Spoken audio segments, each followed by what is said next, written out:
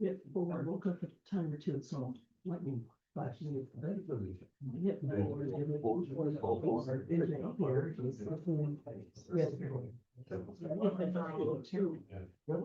say from my meeting about 3. At the time, Oregon. Reading Saturday, and it wasn't there, it wasn't raining. It was, because I called out the pressure center. It was raining. Stop, and I looked at me. That means.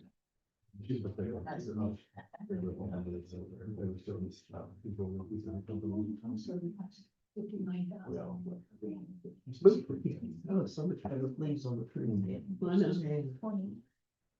The green, look, green out of the grass. That's what it is.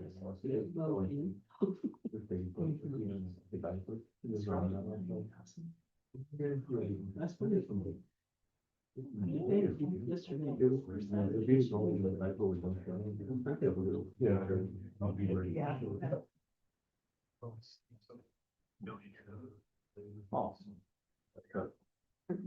For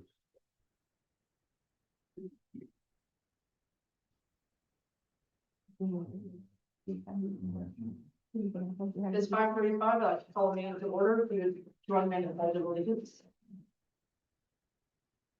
I pledge allegiance to the flag of the United States of America, and to the republic for which it stands, one nation, under God, indivisible, liberty and justice for all. I'd like to welcome all of our new people here. This is the best dressed crowd we've had in a while, so. We have nothing under proclamation, so we'll move on to consent agenda. Brad, is there anything you wanted to? No, not what we need to add to those. I'll make a motion to approve the consent agenda as presented. Second. Been moved and seconded to approve the consent agenda as presented. Any further discussion? Not done. All in favor? Aye. Aye. All opposed? Motion passed 5-0. Nothing under public comments, petitions, and memorials or old business, so we're gonna move right into new business. Item 1, the West Oregon chip seal bids. Dominic. Good evening, everyone. Okay, upon researching the age of the road surface from the east intersection of 10th Street in Oregon, where it meets the railroad right away, then heading west, just west of the intersection of Hopi Drive in Oregon, where Oregon meets the KDOT maintenance to US 36 highway. It has been over 10 years since this was chip and sealed. On April 14th, bids were solicited through various forms of media with specific project specs for the chip and seal project. Bids were opened on April 22nd, with the loan bid being from Vance Brothers LLC of Kansas City, Missouri. The financial considerations: by maintaining our infrastructure, it keeps the costs lower than when it is neglected, which would increase the cost. Legal: by maintaining our streets, it can possibly keep from vehicle damage liability. My recommended action: chip and seal Oregon Street from the railroad tracks west to the KDOT right of way. These funds will be transferred from special streets capital reserves to pay for the project. The total for this entire chip and seal project, including striping, is $90,875 and 40 cents. I recommend Vance Brothers LLC of Kansas City, Missouri to do the project. Are they doing the restriping as well? Yes. Yes.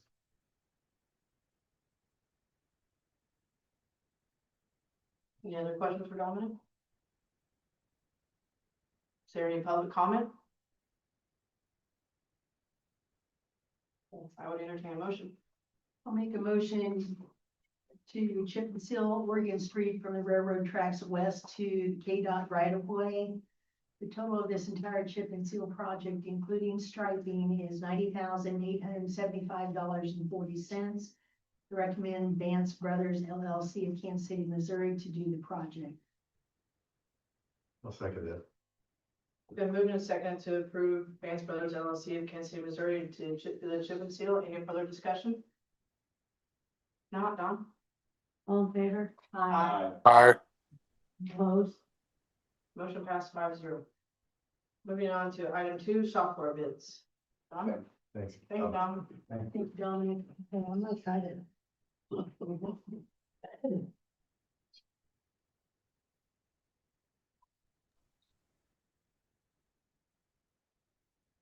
I know we talked about it at budget time, about the new bids, or the new possibility of getting new software. We solicited bids to be due to us on April 16th, and we have 4, of which you guys all have a copy of.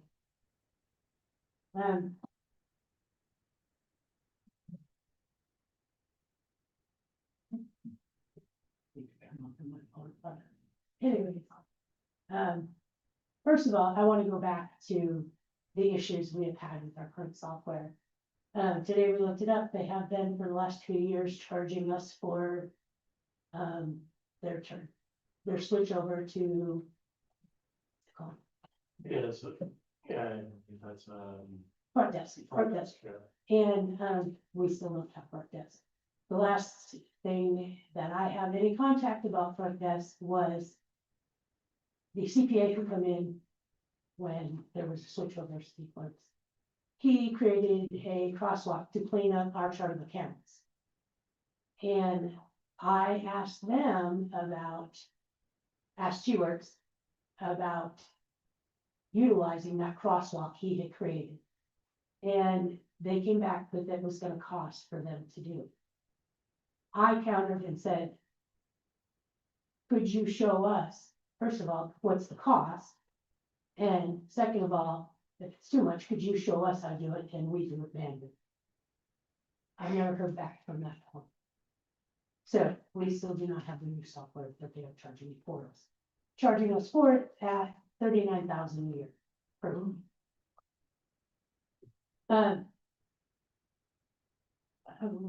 If I down the date that I had sent you all previously, the known issues across the state with our current software company.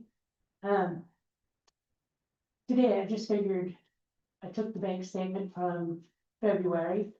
I counted up how many entries there was. This is just for the bank reconciliation. And each time I would type in an amount to clear it, it took 40 seconds. So I had over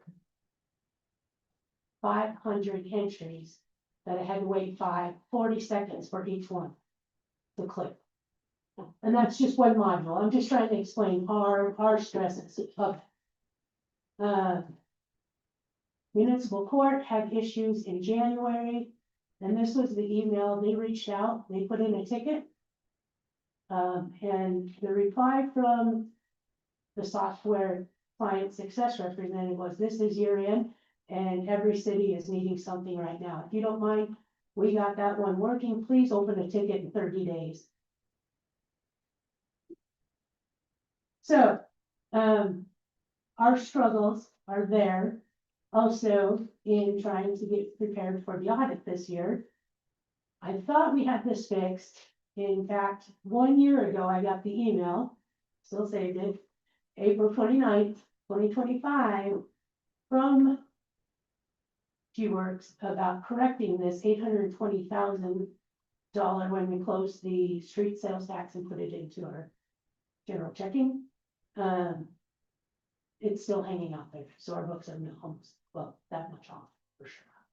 And we have to manually balance them because we can't. So. That's just a small portion of our issues. Getting tickets answered in a timely manner is a struggle. And when we do, some of the replies are, well, we have a university, we take classes. But you go to the university, I'm not saying that, we will take the classes, absolutely will. But when you go to the classes, it doesn't just affect camp. So you might be watching a video and they'll say, well, this don't pertain to Kansas. They only utilize this in Iowa, or you know what I mean? It's a struggle. So when we reach out for a ticket, it's not always a friendly reply. The biggest, as we looked over all of the bids, the thing I preferred the most about Tyler, and I mean, I've given you all the bids and you can look them all over. While it is a little bit more expensive, they do offer one thing that none of the rest offer, and that is a Parks and Rec module. And what that would entail, you know, I couldn't even tell in Stacy's stuff, but on the general ledger side for me, right now, we currently, this is how we get everything from the pool and muni court. They drop off money, and then the front end girls put in receipts and receipt it all in. With new software, all of them, I'm sure, offer it with, we only had demos on 3, but we, you know, she works and had to work with 2 of the other ones. The other ones came in the last week, and I had never even heard of those software companies. So, but we did have demos on them. But Parks and Rec, the biggest thing I see is at the concessions at the ball fields and at the pool, they would be now able to take credit cards. And everything is done in real time and is fully integrated. So once they enter the receipt, it doesn't have to come to City Hall to be entered. It's done, the receipt is done, and it shows in real time on our general ledger. Same way with utility billing. Right now, how we do that is you pay your bill online with credit card. We get an email from CanPay, says John Doe paid $89.47. We take it up to our computer and we receipt it in. That would go away. It would be done in real time, and they would be able to access that on, to be able to see that it's already credited to them. So that's the biggest for me, because most generally I deal with the general ledger. Everything is fully integrated. There's not separate there's not separate softwares for anything. It's all fully integrated. And I just like that, and I love that everything is in real time. We can still, it would still offer everything we have right now. And also it would have that Parks and Rec, which is what I just have to play your books. Have you talked to other cities who have this software? I let them see, they have them in there. Tish does have it. She has it, so I have to Tish. But she has a different version, not the same version. But nope, I've left that up to you guys when you guys decide if you want to reach out to see what they have. What did we budget for the software? We budgeted $125,000 as well. On the CIP is the number that we chose. And as you said that, let me, I asked them about payment schedule to see if it would all come out in 1 year, because we did put that into our CIP. So it'd be $58,000 up front, which is the annual fee. And then the remainder 142 would be out throughout the life of the implementation. And that could take up to 18 months. Right? That's correct, yeah. Is there a maintenance? Yeah, the 58,000 is the annual meet, 15? 59, 59? yeah, isn't that 59? Okay, I heard 59, 59,901. yes. Okay, so back up on this, so the one-time fee, the $147,486, how does that? That will be over the life of the implementation. So what we have currently in our software is modules. Okay, So we have, accounts payable, accounts receivable, utility billing. Okay, so as we implement each of those modules is how it would be built. I see, so that's why it's all separated on here. Correct, yes. And a lot of cities will have, different software for different modules. That makes sense. That's why I lean more toward this, just because it's fully integrated and everything hits your general ledger as soon as possible. And it cuts out the middle person from the states. We budgeted 125,000 in the CIP. That's correct. It wasn't quite ready for $60,000 to be through annually. Yeah, I know that this is, when you start talking about budget numbers like this, talking about any of these numbers, you really have to really have a hard look and see how this is going to affect the budget. With some of the other things that we have, are discussing right now, really having a good look at that is something that I think would be necessary in order to, for me to make some kind of, give you any idea of what that even looks like. I don't have that right now. I know we desperately need new software. There's no doubt in my mind on that. We need it updated, we need it in real time, we need things to go smoother for everybody. But I also know that we have some other pending financial things going on that, personally, I don't know if I'm ready to make this decision or not. Right. Well, can I just say, I'd like to have, if we're stuck on Tyler, I would like to see if we can get an answer.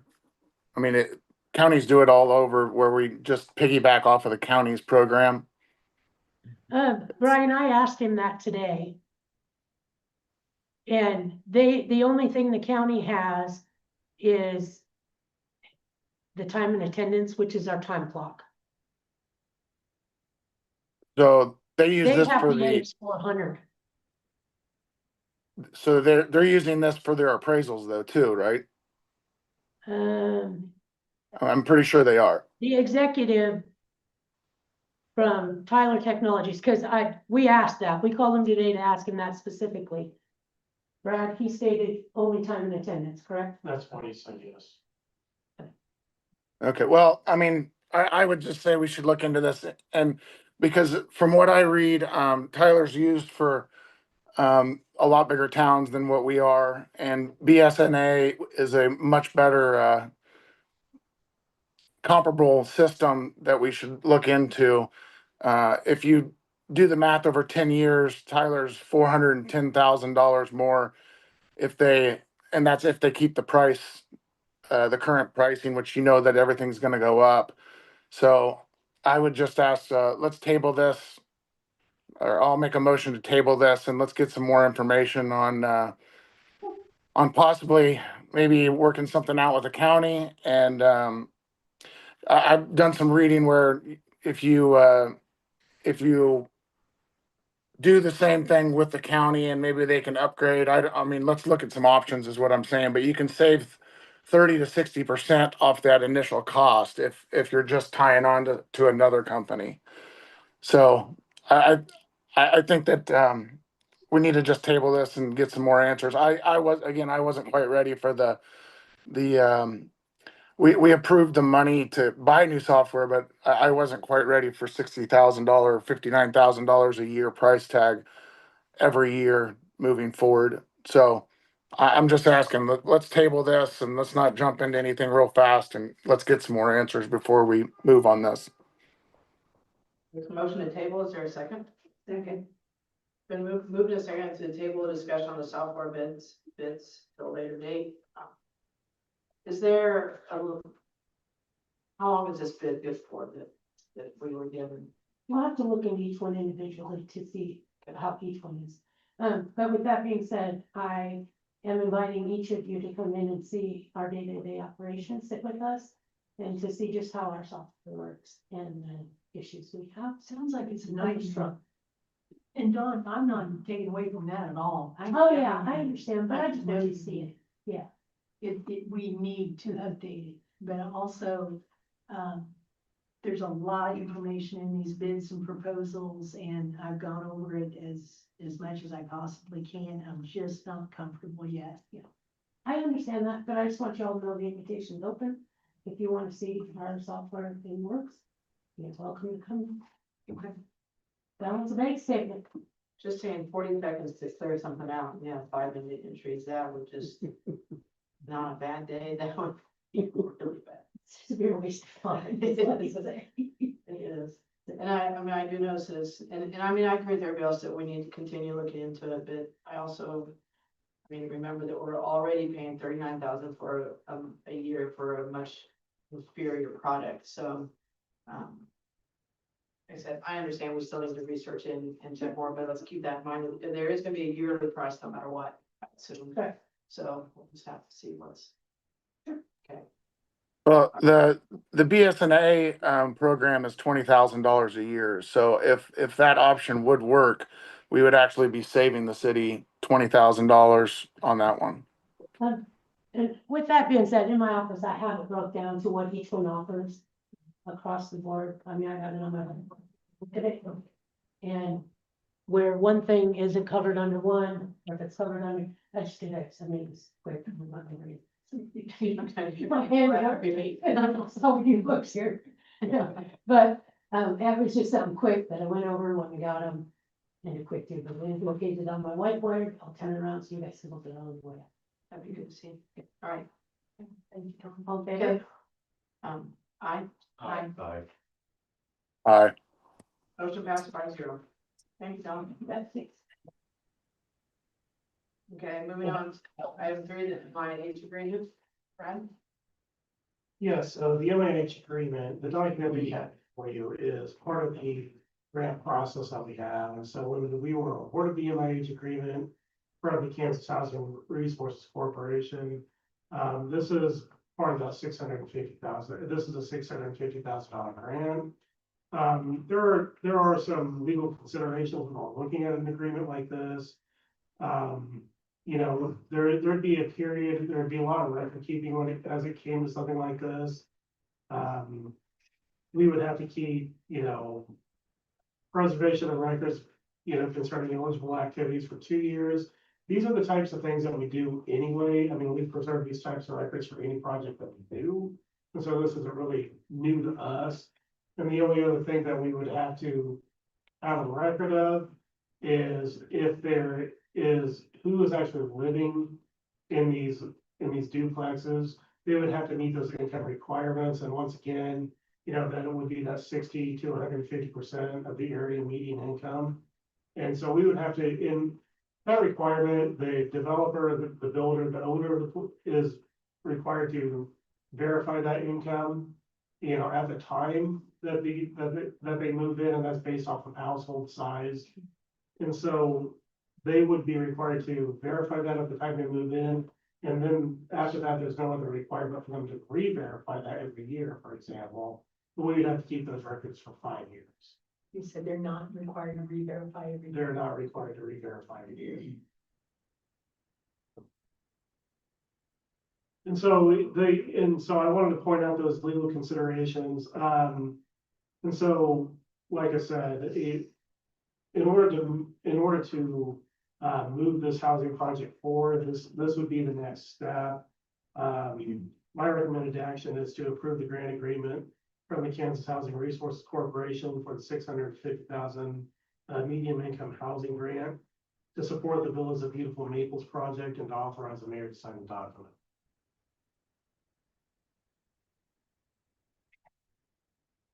I'll make that motion. Is there a second? Second. It's been moved and seconded to approve the grant agreement from the Kansas Housing Resources Corporation For the I just, 600,000.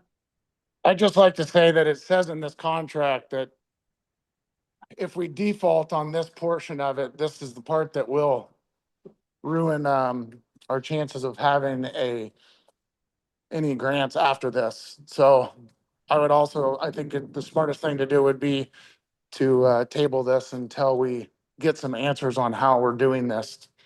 We don't even have the land, zoned in the right way. We don't have funding. So are we in any rush to approve this meeting, or is this something that we can do the next meeting?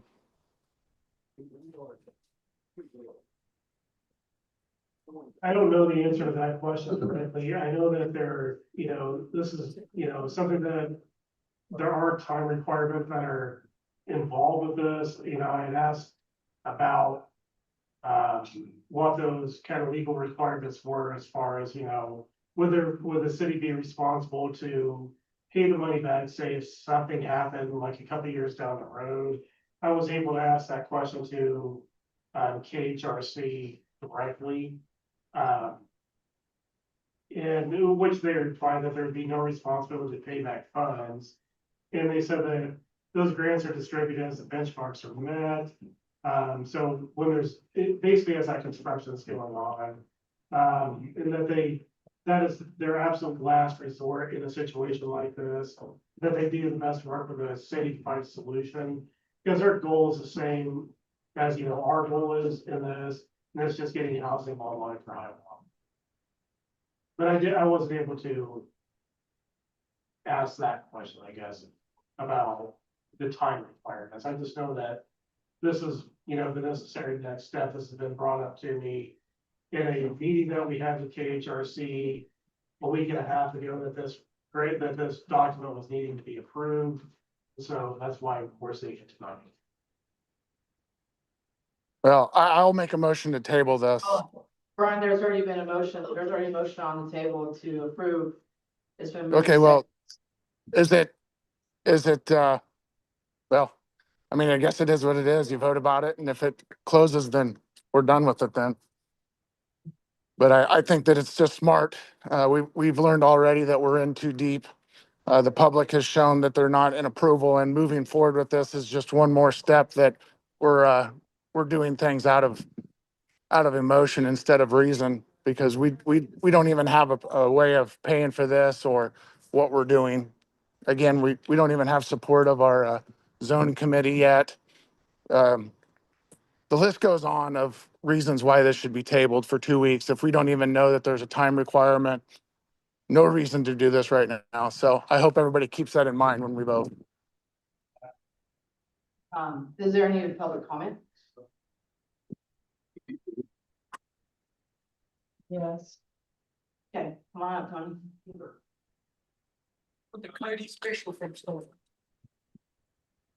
My name is Tony Hall, and in regards to what Brian said, I agree 100%. 2 weeks is not gonna hurt. Mr. Scott doesn't have the answer.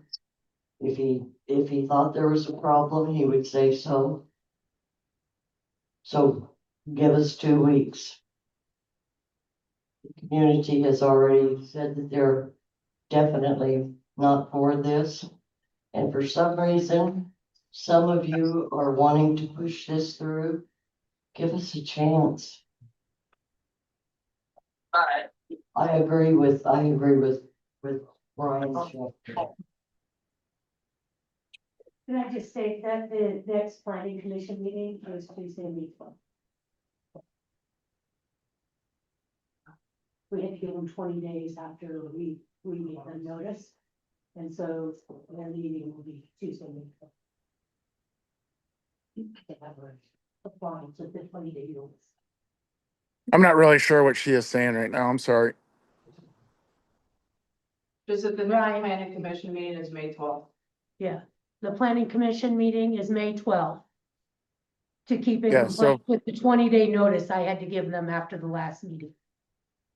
Okay, so we should at least vote after that, and just to reconfirm to everybody that even our utilities is a big problem. We've already had a member of the community that worked for the city for over 40 years expressing his concern about the way we're doing it. And even if we do it ourselves, we're going to need to do a lot more on down the road. So this expense that we're carrying on the city now is still not the end of the project. We would still need to do a whole nother water line going down Miami to connect it all. So there's still too many answers for me to move on this. So I will be a no vote, and we need to table this as well. Is there any other public comment? Virginia? I'm Virginia Priest here in Hiawatha. I think that it's time that Hiawatha moves forward and quit thinking with our hand in front of our face. We need to think long term. Right now, I don't think some people are thinking that way. We have businesses in town that can't recruit qualified people because the housing is not there.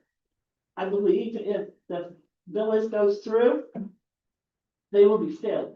I've talked to a couple of people that said, sign me up. You know, I think they'll get filled up. I don't think there's gonna be any problem. As for the community as a whole disagreeing with that, I disagree with that. The community, people that I talk to are in favor of it. So I appreciate your vote. Thank you.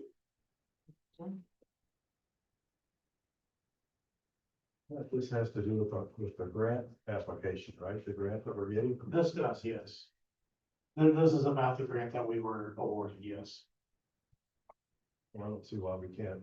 May I make one more Move comment? forward with that. I mean, is there a reason why we could move forward with the grant? With the agreement, I mean, there's no reason why we can't move forward with them.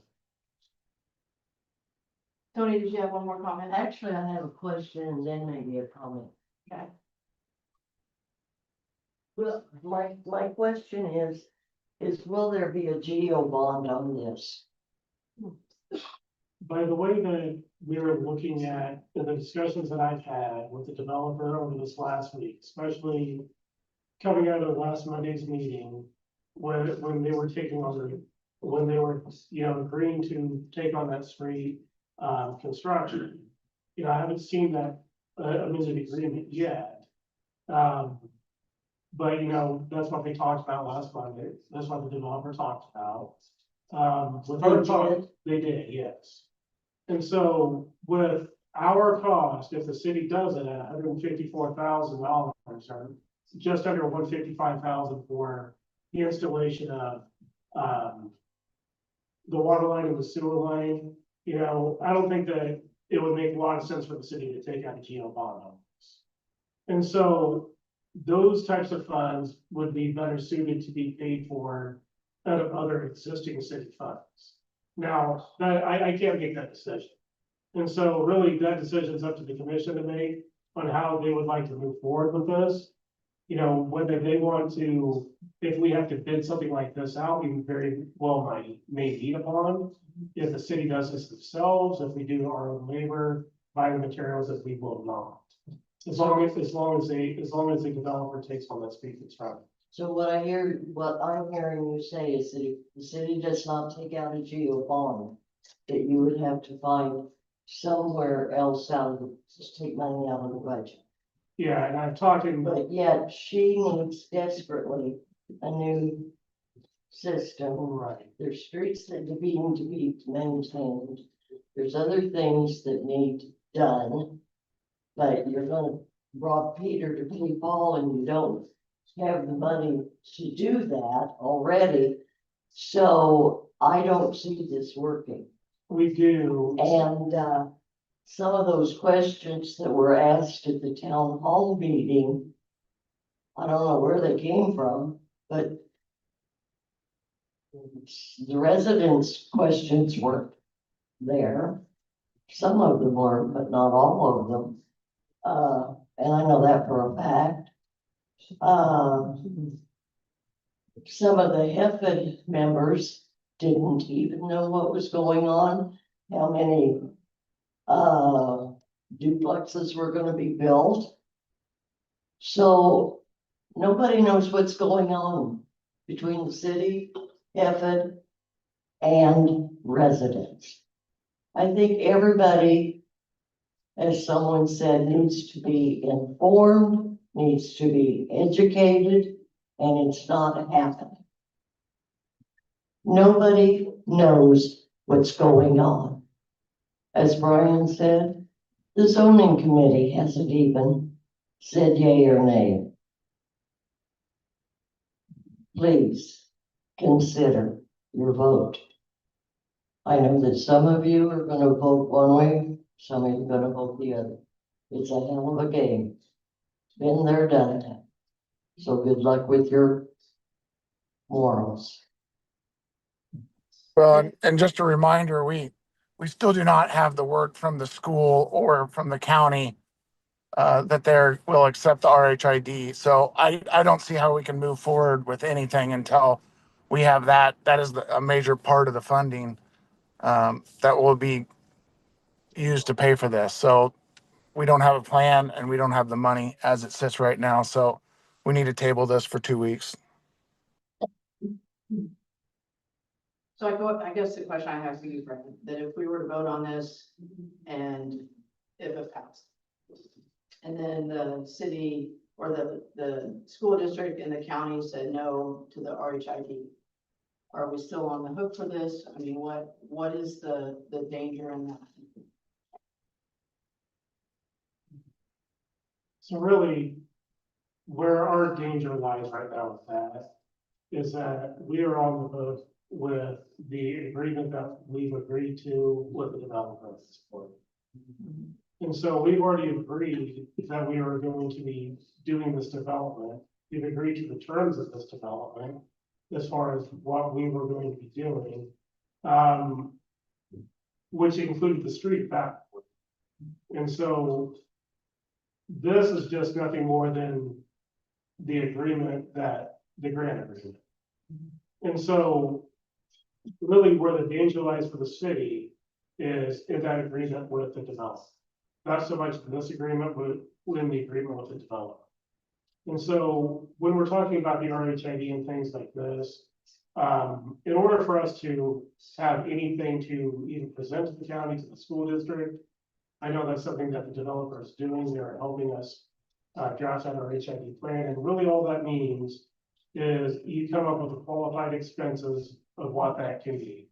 And so through our HIDs, it can be roads, it can be utilities. So water lines, sewer lines, roads, sidewalks, things like that.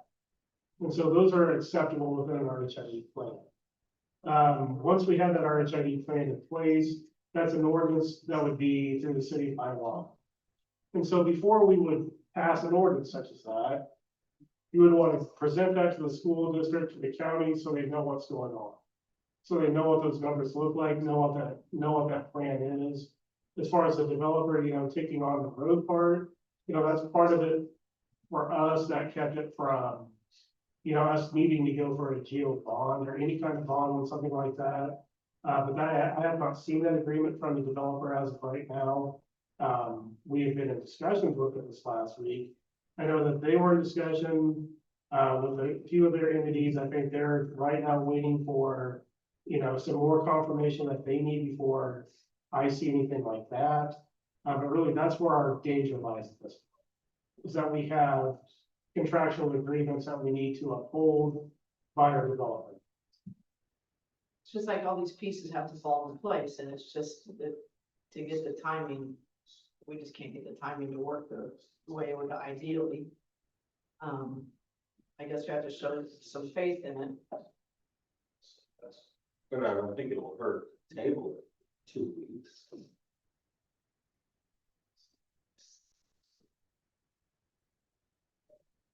I don't know the answer to that question. I mean, it just seems to me that we were approved for the grant, we need to move forward on the grant. I also believe with what Virginia said, that I've heard quite a few people have spoken in favor of this as well. It seems like more of the comments we get are gonna be from the people who are against it as opposed to for it. So I don't wanna, I say there's discussion on both sides, those who like it, those who don't. I mean, we already have a motion on the floor, so we're going to need to vote on that. If the motion were to not pass, then could we say we're still gonna table again and bring it back to discuss in 2 weeks? I would hate to say that if it didn't pass tonight, then we, tied our hands on it. I mean, yes, I think you could table off 2 weeks if it didn't pass. I say, Andy, what do you think? If the motion failed, I guess you could take up a motion to table, but I don't see why we can just bring it back in a couple of weeks on a brand new business as well. So this isn't, there, we've had issues before that we've had multiple successes before they were passed, so. that's the answer to your question. Well, to me, this document seems like it just solidifies the grant agreement. In order to grant, this is the paperwork to finish the deal. I don't see why we can't proceed on it and deal with these other issues coming up that still have to work on, in my opinion. So I guess we, any other discussion, or shall we go ahead and put this to the vote? Well, again, we still have no clue on how we're gonna pay for this or what we're gonna be doing. And we have no word from the county. So if we just keep pushing, and we're making ourselves in deeper. And I did read in that contract that if we do break that contract, then that is when we will be in jeopardy of getting another grant with them ever again too. So we're just pushing the wedge down even more by jumping farther than what we should have. We have, it's been a month and a half, and we've basically answered none of the questions that anybody's had since we passed the original date or the original contract. Again, we approved something for $850,000, and now we've got the expense down to 250, 150, somewhere in there. So I think that it shows that we've really jumped the horse. We've already saved $600,000 to the taxpayer, and we really need to make sure that we're doing this correctly and not just trying to make something happen quickly. I think there were several, I mean, there was quite a bit of questions that were answered the night of the informational meeting. So I guess we might as well go ahead and just go ahead and put the vote. Okay. So. Any motion to approve, I seconded it. Yep. He's gonna have to table this. But we I have we to take a vote on that first motion and second. So if this doesn't 약 400m 앞 시속 60. pass, can we still come back for a table? Well, there's no need to table. We'll go ahead and do this. I'm just trying to get it straight in mind. And like I said, anyway, we might as well vote. May first, or second, all in favor, Aye. Aye. all opposed? Yeah. Okay. Motion passes 3-2. All right, moving on to something much more enjoyable. The chief of police swearing-in ceremony. First of all, I'm supposed to ask if there's any public comment. I don't know if the Salina crew wants to comment at all. Well, we're just gonna go straight to Do the. you want to comment, or would you like to be sworn in? I could write a book. My children are hustlers. You, If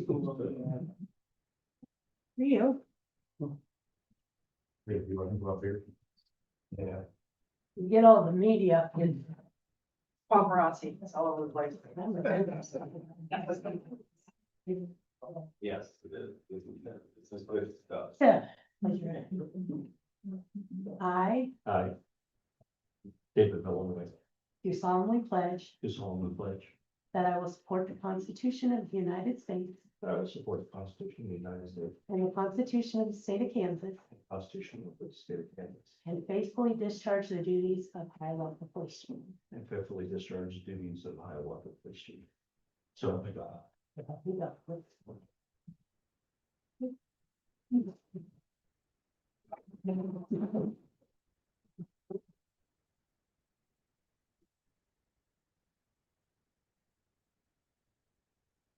Oh, good.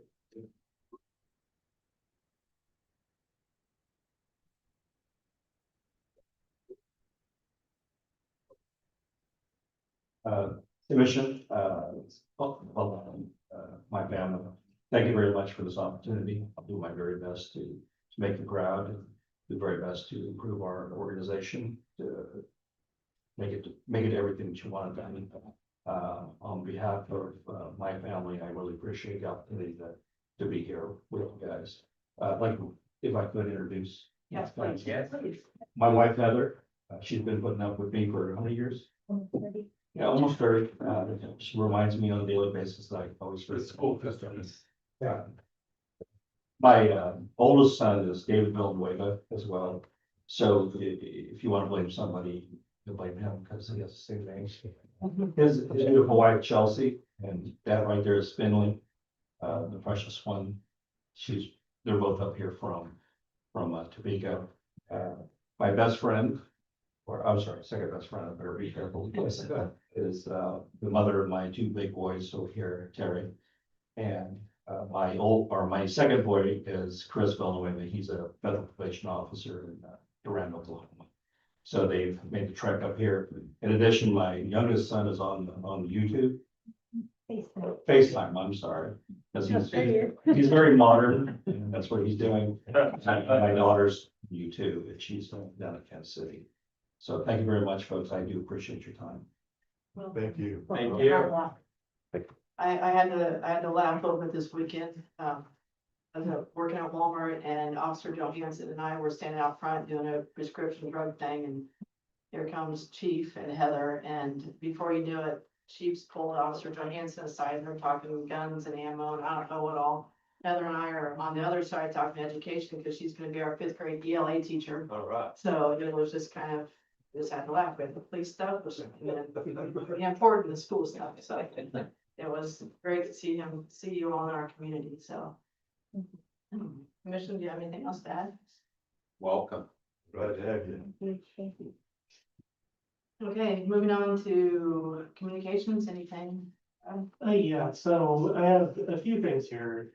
So we're looking at a spring cleanup day is what we're calling it for the city of Hiawatha. Normally we do a community-wide, like spring cleanup and our cleanup, it's usually in the fall, citywide cleanup is what we call that.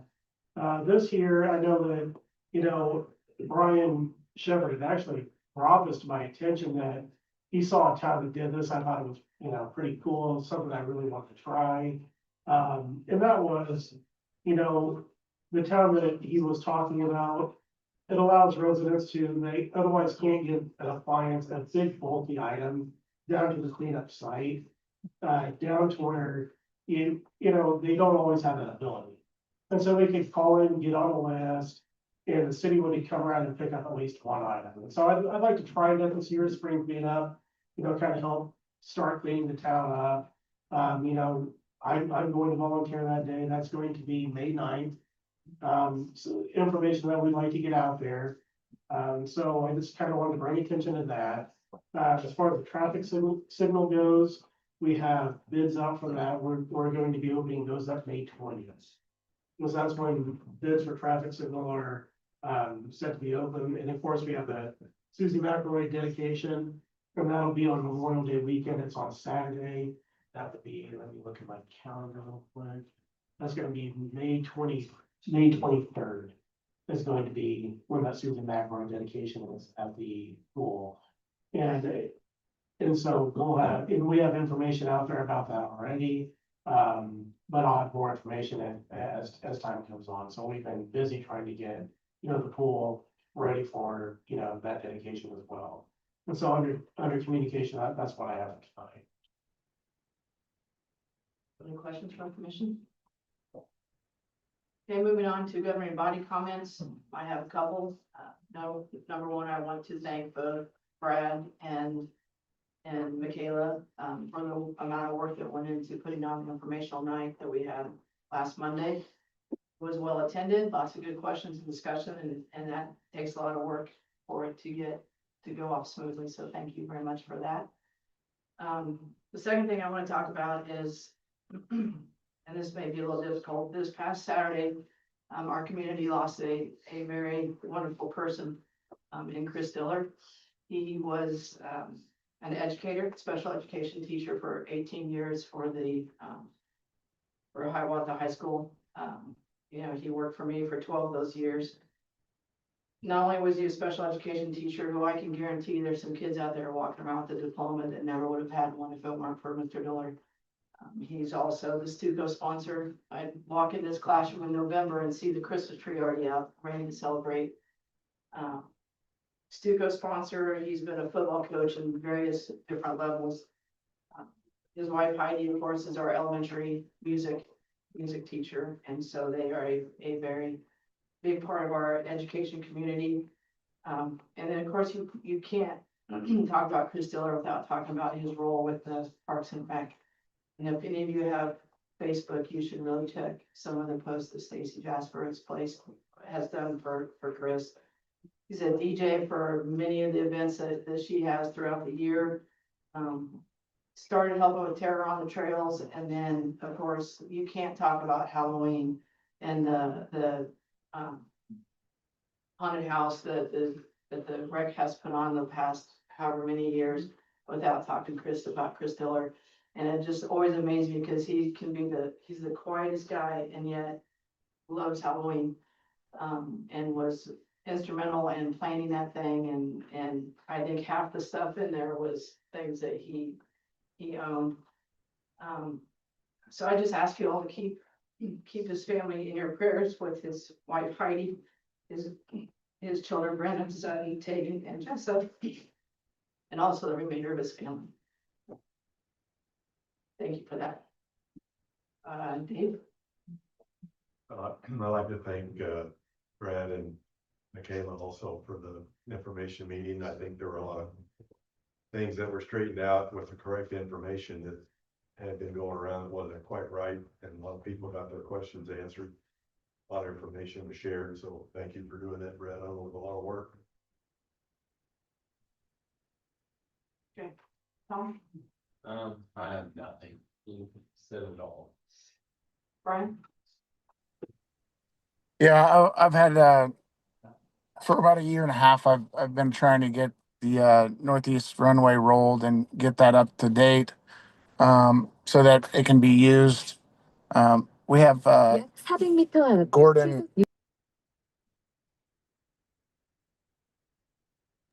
We have Gordon Hooper there that would like to come to the stand, and I'd ask him to come up and kind of address the commission with some of the concerns that we have out there.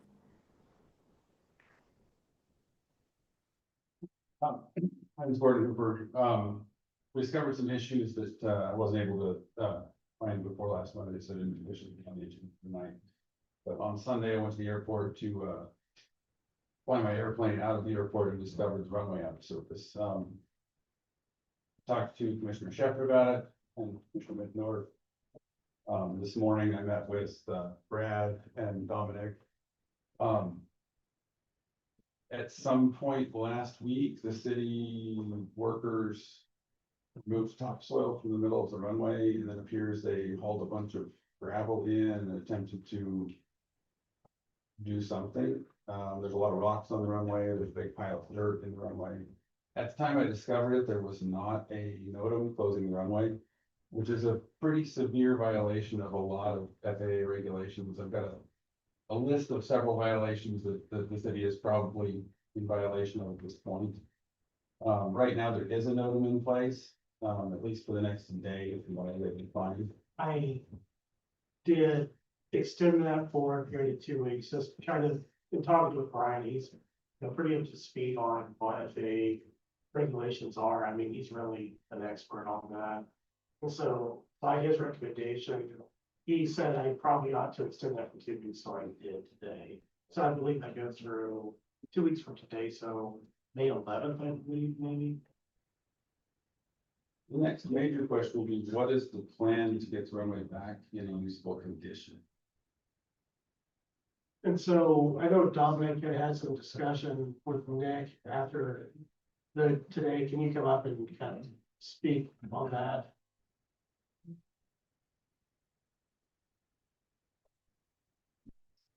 Okay, Mr. Gordon was very gracious today, and thank you for bringing that to our attention. I talked to Nick, and first of all, I will take, from last Wednesday, they were working on it. They would have probably been done with what they had started on. I'll get into what they were trying to accomplish. I pulled them off there to, fix an emergency water line till 2 in the morning. I mean, I'm not gonna say they're making excuses, but I pulled them off that project. They probably would have been closer to what they were doing. What they were doing was scraping the grass out of the middle of the runway first. And then he was building up the center with clay. To put the crown in the middle and to bring up the edges. Then he was gonna, dress that with the clay with black topsoil. Or black dirt, and then plant K31 seed on that. He said, we put no rocks on the runway, none. None, that was not, none of ours. He said he saw the rocks out there. He said. He didn't, none of our crew put the rocks there. It was clay and black dirt. He said, I'm not gonna set and point who put the rocks, but he said, we did not put the rocks. I was calling Mr. Hooper what he was telling. But I pulled them off that job on Wednesday, and then they worked into the night on that. To clear the sewer line up on E, but, that was the plan on that. And that was his 4-step plan. He had to do that. Now, in between there was rain, but, now that I'm not gonna sit here and make any excuses for the other stuff. And obviously, I mean, ultimately, when we know that there's rocks out there, I mean, that's something that we need to do. And so, however they have on the runway taken out is irrelevant. That's something that we also need to rectify as well. And so I just want to acknowledge that. In all topic. Are these like big rocks or? There are some very large rocks on the runway currently. I took a walk down the runway this afternoon. I did not immediately on Sunday. I was pretty upset because I did have plans completely derailed by the inability to use the airport without any notification, electronic or otherwise, that it was not able to be used. There's a couple other things that come to mind here, and that plan could work if it is clay and black topsoil and there's a crown and seeded fescue. That's wonderful. It is April 27th. The crop dusters will start using that runway very soon. And is there any way we're gonna have any sort of usable runway surface other than just mud when they start is the next question. Because right now it is not a usable runway surface. And there's going to be heavy aircraft using it within probably a month. So if we can somehow magically get grass established within very short order, it can work. The other problem I run into is, how do we prevent this in the future where that the city isn't notifying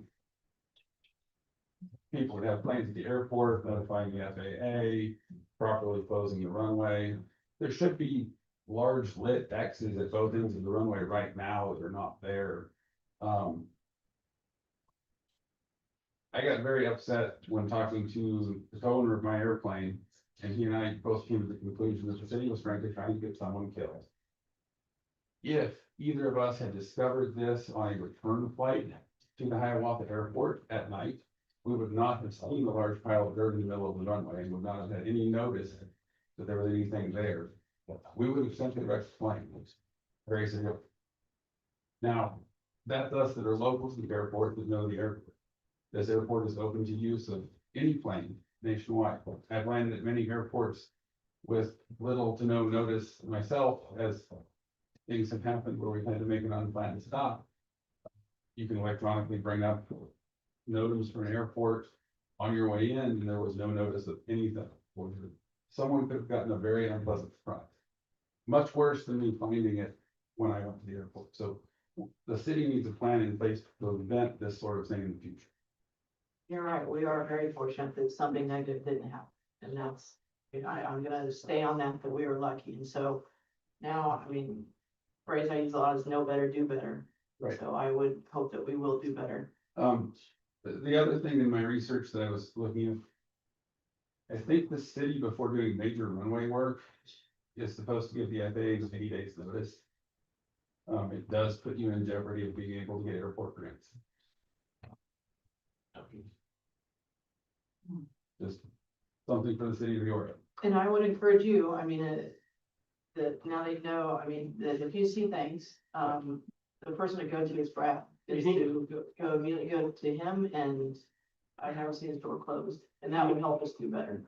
In Gordon's defense, he has come to me in the past, and we talked about Moan, we talked about some, I believe, him and I went on a tour last year. You know, and really what this was, I think the original goal of this was to fill the holes in the runway that, you know, one of the things that you brought up last year, we talked about it. We talked about a great number of things, you know, not using the tractor on the runway, you know, for running, things like that. Mowing it with our mowers, and so in the past, you know, I have had conversations with, as far as, you know, things that need to be done on the runway, what you see. And so I believe that was 2025 of that, it could be 2024, I'm not really sure, but. My memory's vague as to the timing, but, and the runway was in desperate need of attention. This was just, shocking to find, and I'm hoping it is the right solution, but I'm very reticent at the moment where we are at the time of year we are. And I'm not sure how this is going to get established in a way that isn't worse for a significant period of time. The other thing is, I'm not even sure I could get my airplane to the runway at the moment with the damage done to the taxiway to get to it, even if the runway was using. Yeah. Sure. Okay, since Gordon's here, I was reached out to by the two newest board members for the airport. And, Gordon, it looks like we need to get together. This is something I haven't had to deal with since I've been here. But in looking up the code today, I believe we need to reorganize and get everybody up to date on their terms. And make sure everybody is still functioning. We did reappoint 2 new members because they were vacant. But in looking at the code, we're supposed to meet monthly. At the airport board. Yes, there's a whole, and I plan to email all this out to you guys. The airport board, I did contact one member of them, they were not aware anything was happening at the moment. Yes, he's the newest guy. Hey, who? I'm not on the airport. You are. Nobody told me I was. Don, are they leaving? Family? Did you get a picture? Are they, David, are they leaving? Well, it's on the airport board, but to my knowledge, it's not on the airport, so. So I believe your name is listed on that airport board Okay. because we are required. I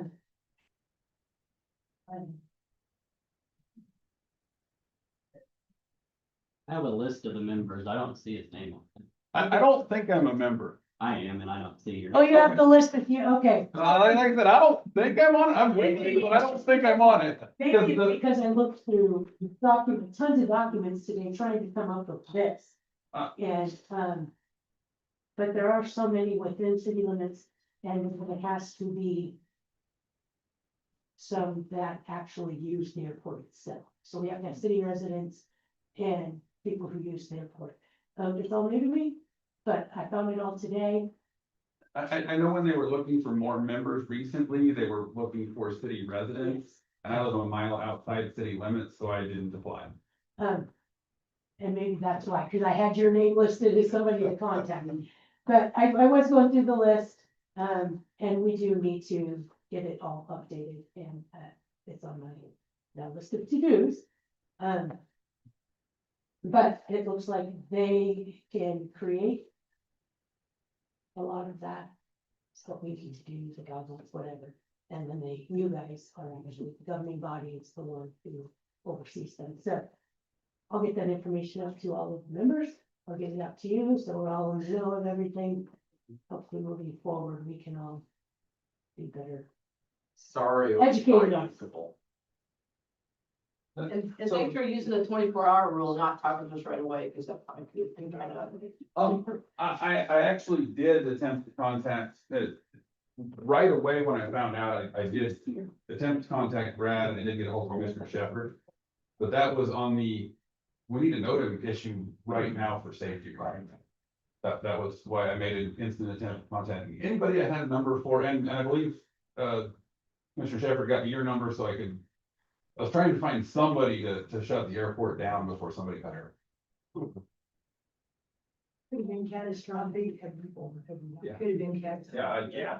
This kind of thing absolutely cannot happen. Cannot happen. Are we gonna be able to get the runways up and running for the sprayers? I believe, but the way We that have a they mud pit out cast there. in there, yes, but that's something that, I know that talking with.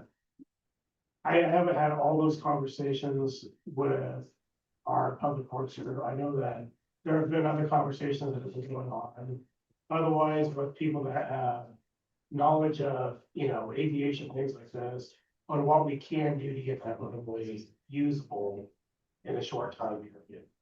And so we're going to be working through all those options, even if we have to get to one of those other options at this point. I know that, I think what was, and Brian can correct me if I'm mistaken here, but what was discussed was maybe some kind of a crushed limestone, is that correct?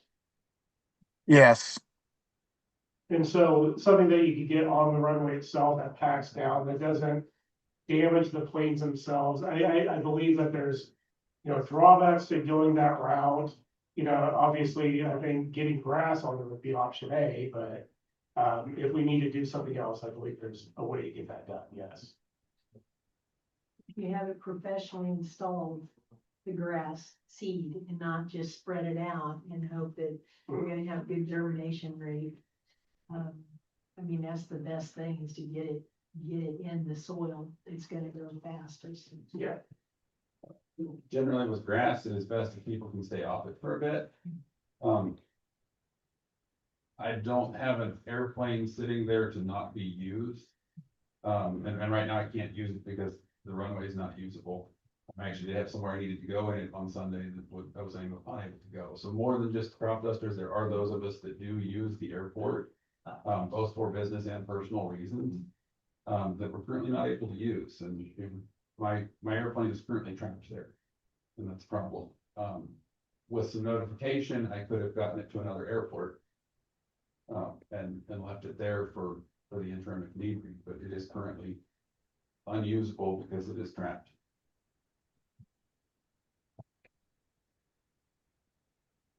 Thank you for coming. Well, we have to, the correct way of handling this would have been for it to go out weeks in advance and notify the people that are using the airport that we were doing this. And most of all, we got to notify the FAA that we're doing runway projects. So this just goes back to, we have to get better at doing the little things in the city before doing the big things.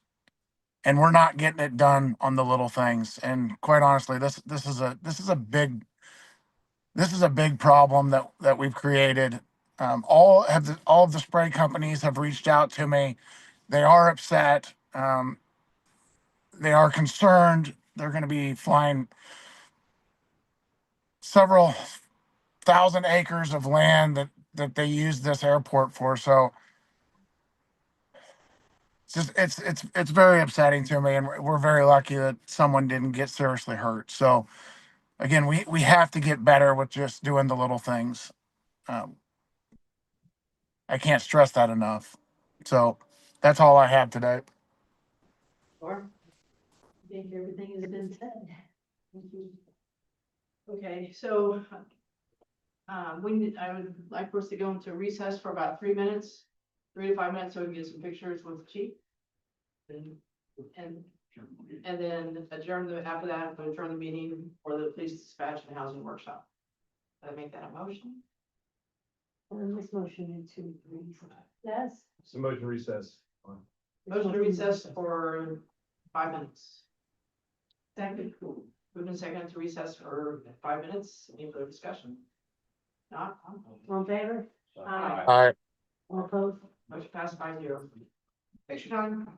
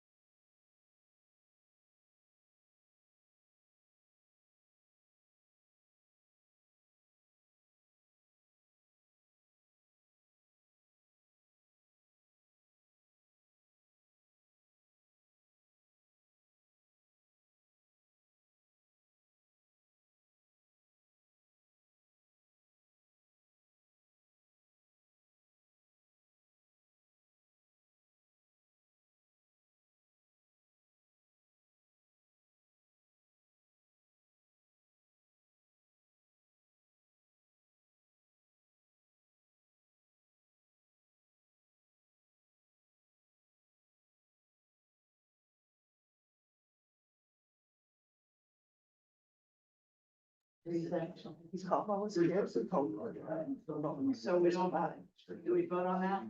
No, I should do. Abdominal and order. You gotta adjourn the meeting. Regular meetings. Yeah. I was wrong with Determine that. Oh, we got over something. I get one wrong. So there's nothing to do with it. I get one wrong with all the nursing. I'm still. Start on I'm one. gonna go to adjourn the recess. Please. Not recess, Okay. Goodbye. Okay, we're back from the recess. I would like to make a motion to adjourn to the police dispatch and housing workshop. Moved and seconded. Any further discussion? Yeah. Gone. All there. Aye. Aye. Motion passed 5-0. Okay. Sure. Let's get him 6. Yeah, it's gonna be kids through that same. You're done. Yeah, how about the years?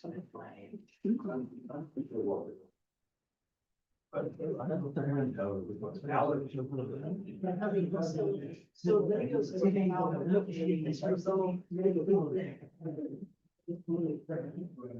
want to make sure.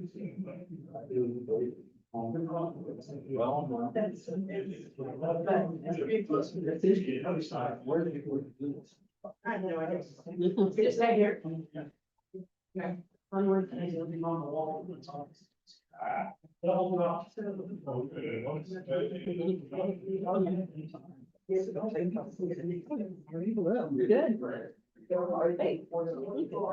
don't have to worry about that. Call this and we'll record it. That's just so they can see. He left a message on the phone. How are you? Not bad. You're fine.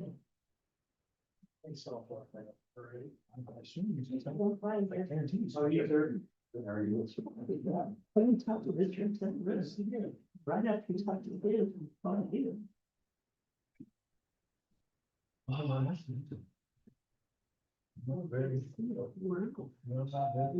we don't have phones out right now. Yeah, I'm not there. Only if I have phone, she looks like me, I'm better. Okay. You ready? I'll get this started. So what I've asked to do, I've been in discussion with the. I apologize. I've been in discussion with the county, with Richard Tesoro for a while. We've had a few meetings about, talking about, dispatch, the county dispatch, currently we don't pay for that as a city of Hiawatha. They have started those discussions with me as to get something moving forward as far as getting, a fair agreement between the city and the county to come together and start working together on certain things. And one of the things that was brought up to me was, of course, dispatch. We've had, like I said, we've had a few discussions. Dave Midnorf and I went to a county workshop here just, I think it was about 2 weeks ago. And, we had discussed with them, mostly that was about the RHAD. We didn't discuss a dispatch at all at that point. That most of that was about RHAD, which is the second part of that. Really what I wanted to do, and I think that the best way that we can move this forward is to get all of us together, talk about, get questions back and forth with each other and just, it's good to get face to face and realize that, we're all, it's easy for us to be separated when we don't see each other. And so I think that us getting together and really starting these discussions, getting both commissions together, it can really help move this conversation forward. What I know right now is that, and I'll let the county speak to what they have. The information that I've asked from the sheriff is to see, how much of our calls come in as far as what their call volume is. And the best that I could figure that was about 25%. And so I was trying to quantify that to a number that I could say, okay, well, based off of, what our dispatchers are at there now, I could come up with that equaled out to about 2 dispatchers. And so roughly, give or take, because I wasn't able to get, I wasn't able to get everything that goes into that, but it was probably just over $100,000. Is where our call volume, how that's affected county dispatch.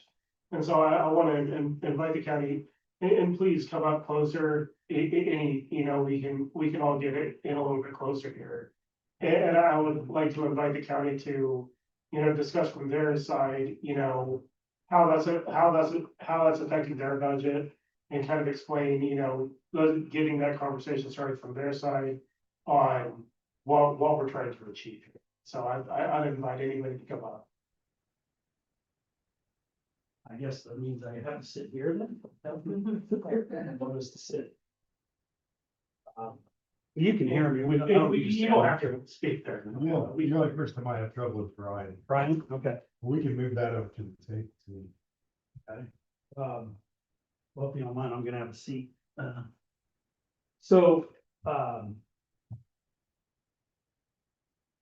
When I first got on the commission, I went around and I talked to some of the division heads, and one of them was Sheriff Merchant.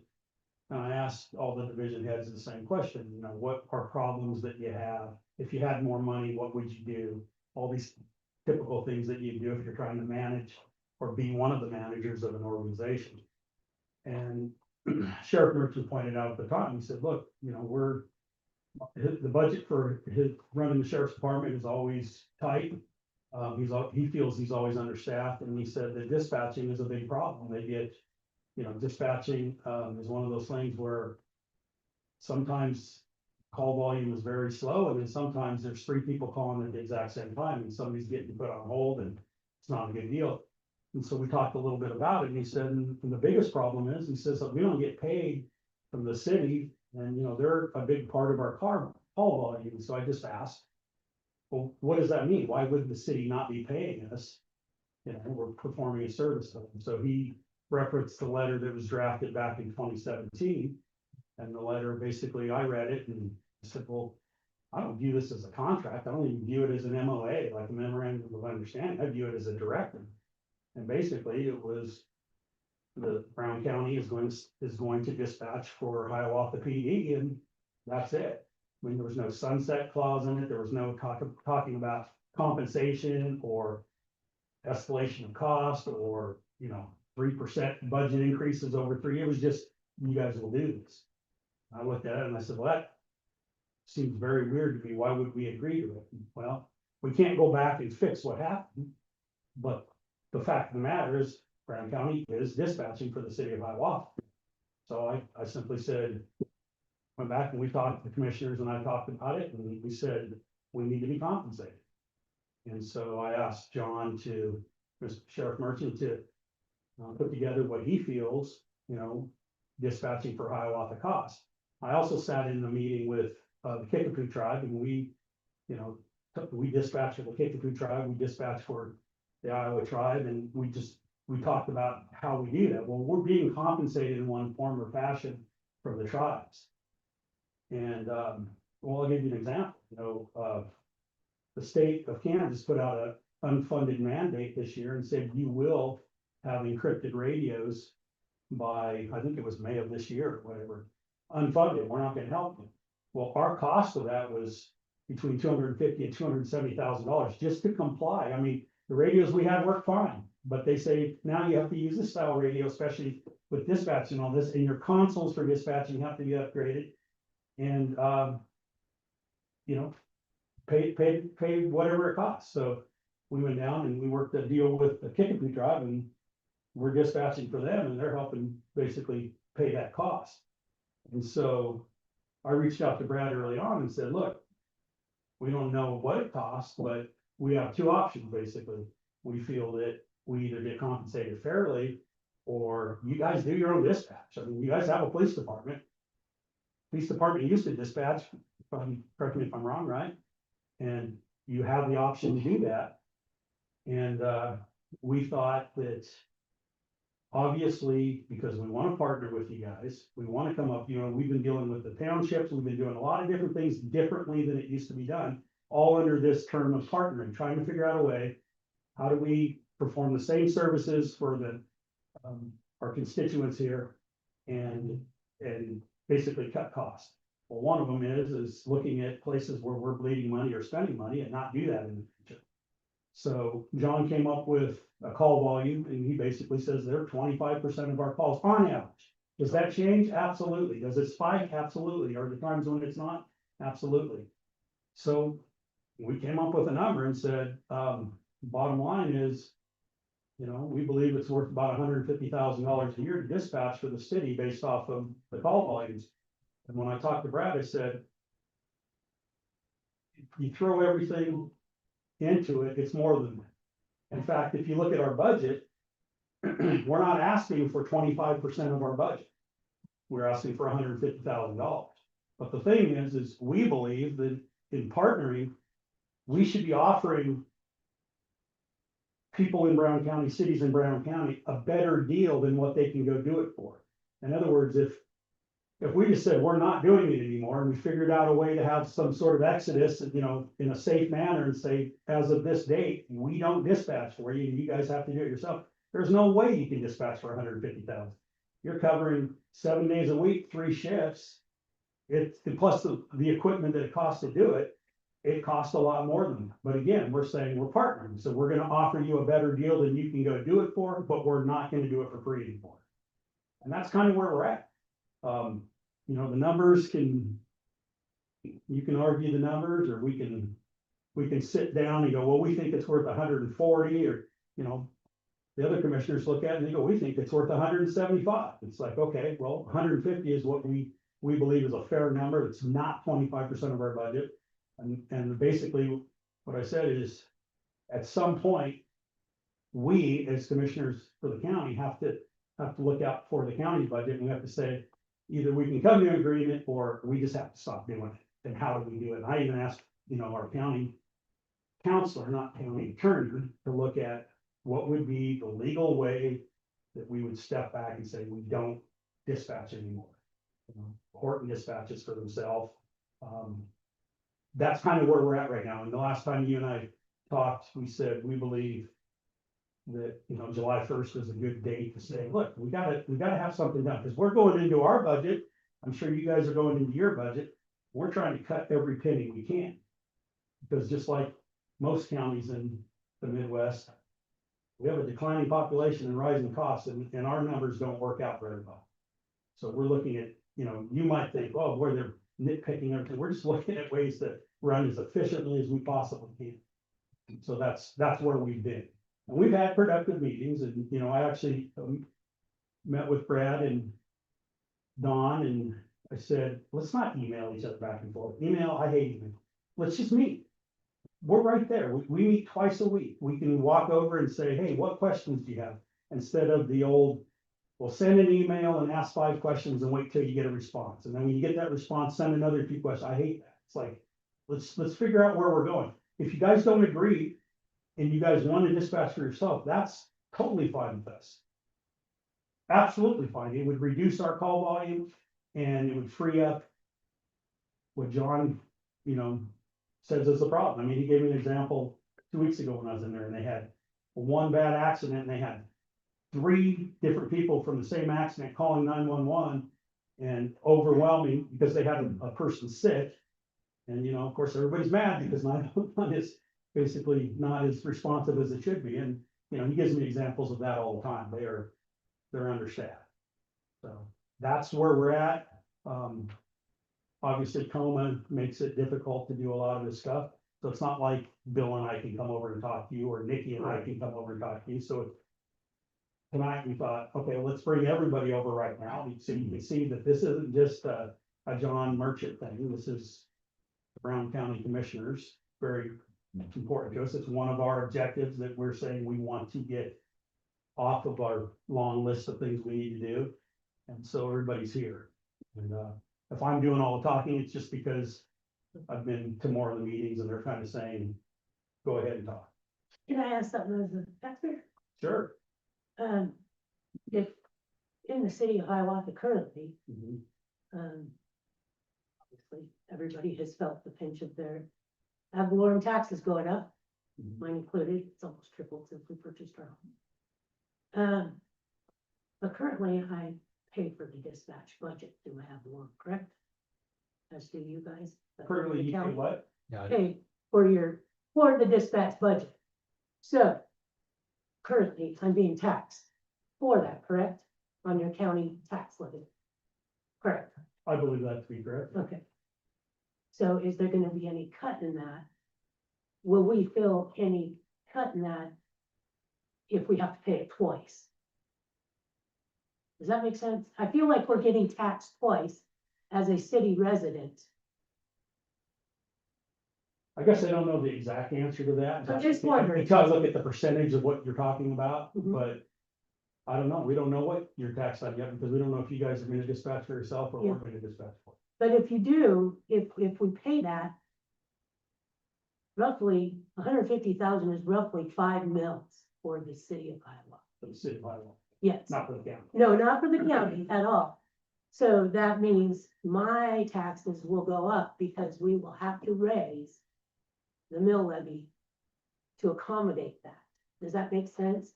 And so it's just a question I have, Will you have to raise it? I don't know your budget. of course, but that will make a difference in our budget. Drastically, as in yours. Are you gonna cut yours by 150,000? If we give you 150,000? Is your mill gonna go down while ours goes up? If I'm we just were to wondering. collect, if we were to collect, money on behalf of dispatching, it would go to dispatching from the sheriff's department. It would not go into our coffers, and we would not be spending it on anything else. It would go straight over to the sheriff's budget, which he's already struggling to, we've been cutting every budget. And so it would go right back into his budget, it wouldn't go to any place else. So I don't want to interrupt anybody. What is the expense of the two officers, the current contract? We were to have two officers in place for dispatch and trade. We don't have those two officers. So what is that money that we're looking at? It's $100,000 or so. Yeah, I think that was just, I was basing that number off of, just salary. And so another one of the, numbers that I got from the county was, what is the current salary? And of course that varies. I mean, it always varies with, any position. So I kind of took an average of, 3 positions there, and I just averaged it out, and it came out to about $50,000 a year. Obviously, there's benefits involved with that as well. Yeah, that's an unburdened number, that's not. It's an unburdened number, and so we would have to really get down to, what we're talking about as far as that number goes. That was just I'll call it trash math at the time. What I come up with as far as $100,000 for the salaries of 2 individuals. But it's safe to say that we could do $100,000 without raising taxes. We would have to look at our budget for sure to see what that would look like and how that would ripple across. I mean, I know I've had a lot of scenarios and I've started on that honestly, to see how this does affect the budget. And so you can do that a couple of different ways as far as the city goes. And I know that last year, when I was during budget time, we had moved a lot of salaries, administrative salaries back to administration. And that's how we were getting extra money for roads, funding CIP, things like this. Obviously, like what we talk about CIP, CIP is relative to the environment that you're in. And so those things can change. And so if we were to move some of those salaries back, it's possible that something like that could happen, but it would have ripple effects across all the funds. And so even if we were just talking about general fund, that affects the taxpayers, because honestly, that's what we're most, concerned about here is, keeping taxes low, not raising taxes 5 mils. If we were to do something like that, it would ripple across all the other funds as well. And so we would affect road, water, but I don't know quite what that looks like. How long has the county been talking to us about this? So, Brian, to answer your question, how long have this current commission been talking to you, or how long? has Yes, it been- how long has this been going on, just current talks with these two boards? We started, before the first of the year. The first Okay, so talk that's, how was, hey, we need to talk about this, we gotta figure out a way to be compensated for this. okay, so that's 5 months. So we've had enough time to come up with what we can afford and what we can't. So I don't even know what we can accomplish right now when we can't even say for sure what we can afford without raising taxes. And this is the type of stuff that upsets me because we've had 5 months to do this research and we've done nothing. Well, I guess what I would say to that is, we originally said that we wanted to be able to address this problem in the first quarter of 2026. We're now in the second quarter, but we started addressing it early on, because things like those just don't happen overnight. But the last thing that we wanted as a commission is to go into our next year's budget not knowing if we are funding it or we can actually save some money, because the sheriff's wanting to add more dispatching over there. And so that was the whole idea. And I felt, I made a comment in a meeting probably a month and a half, 2 months ago. I just felt like it wasn't progressing. And that's why I came up with, hey guys, if we don't have an answer by July 1st, which I think is pretty fair schedule, then we have to start looking at avenues on how do we remove ourselves from it legally. Right? Because I'm sure we can't just say, hey, we're not taking these calls. There has to be something. Andy, I don't know if you've ever been involved with this or not. I was, so prior to 2017, I was actually on the dispatch committee, so you're talking about. There's an actual committee for dispatch. There is. Okay. In fact, the original agreement between the city and the county requires, when either side seeks modification of the agreement and there is no, and the modification can't be reached, requires a committee to be formed between the city and it's called the dispatch committee. Mhm. That committee was formed in 2015 or 16. Who was on that committee, by the way? You know what? I know I was on it. Like Tim Lentz was on it. I honest to God couldn't tell you who was all on that committee. So It doesn't matter. I was just wondering. So I think, I personally say for you, you say that you can terminate the agreement. I don't think that's what the original contract states. I think it says So that do you- agreement goes Do to the you committee. agree as an attorney? I mean, obviously, you know what you're talking about. I'm not an attorney. But the letter that I'm referencing in 2017, do you agree that's a contract? I think it's an addendum to the contract. It was an Okay. offer that was made. We hired the other officers to take the burden off the sheriff who was sending. So you were, at the time, the sheriff was sending deputies into the city because we didn't have proper coverage overnight, Okay. right? So we added the additional offer to take that financial burden off the And sheriff. did you hire those two additional? did. You did? Yeah. Because I was told it was just one. No, we hired the additional offers that were required.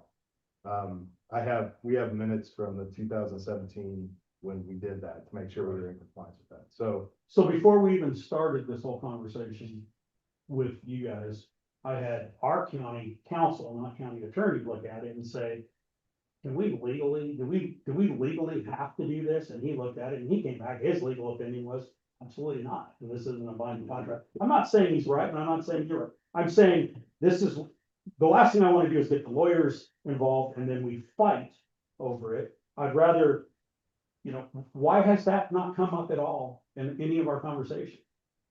Because it seems like the city attorney disagrees with the county council. I think the last time I came over to a county commission meeting, we brought it up In what year would that be? a couple of years ago. Yeah.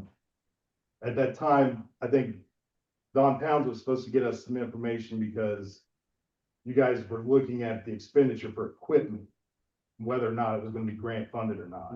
I think Brad was there, it was right after he first started, but kind of we left with the impression Don was gonna get us some information that we could present to our commission about helping you with the cost of the equipment.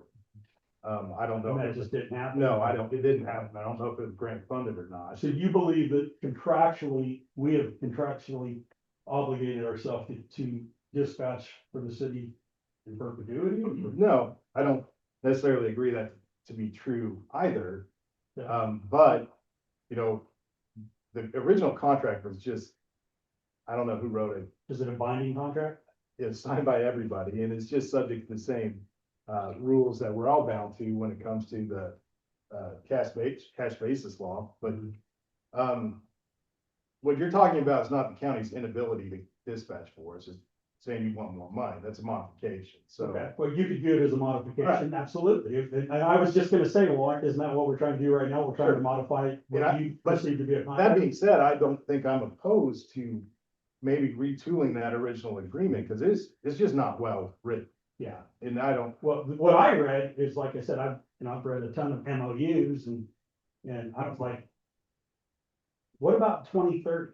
Are we still gonna be doing this for no compensation? And well, at what cost? and I don't think it's fair to say for no compensation either, because the city does pay taxes, you already get the 911 tax dollars that go to your dispatch, that piece that money.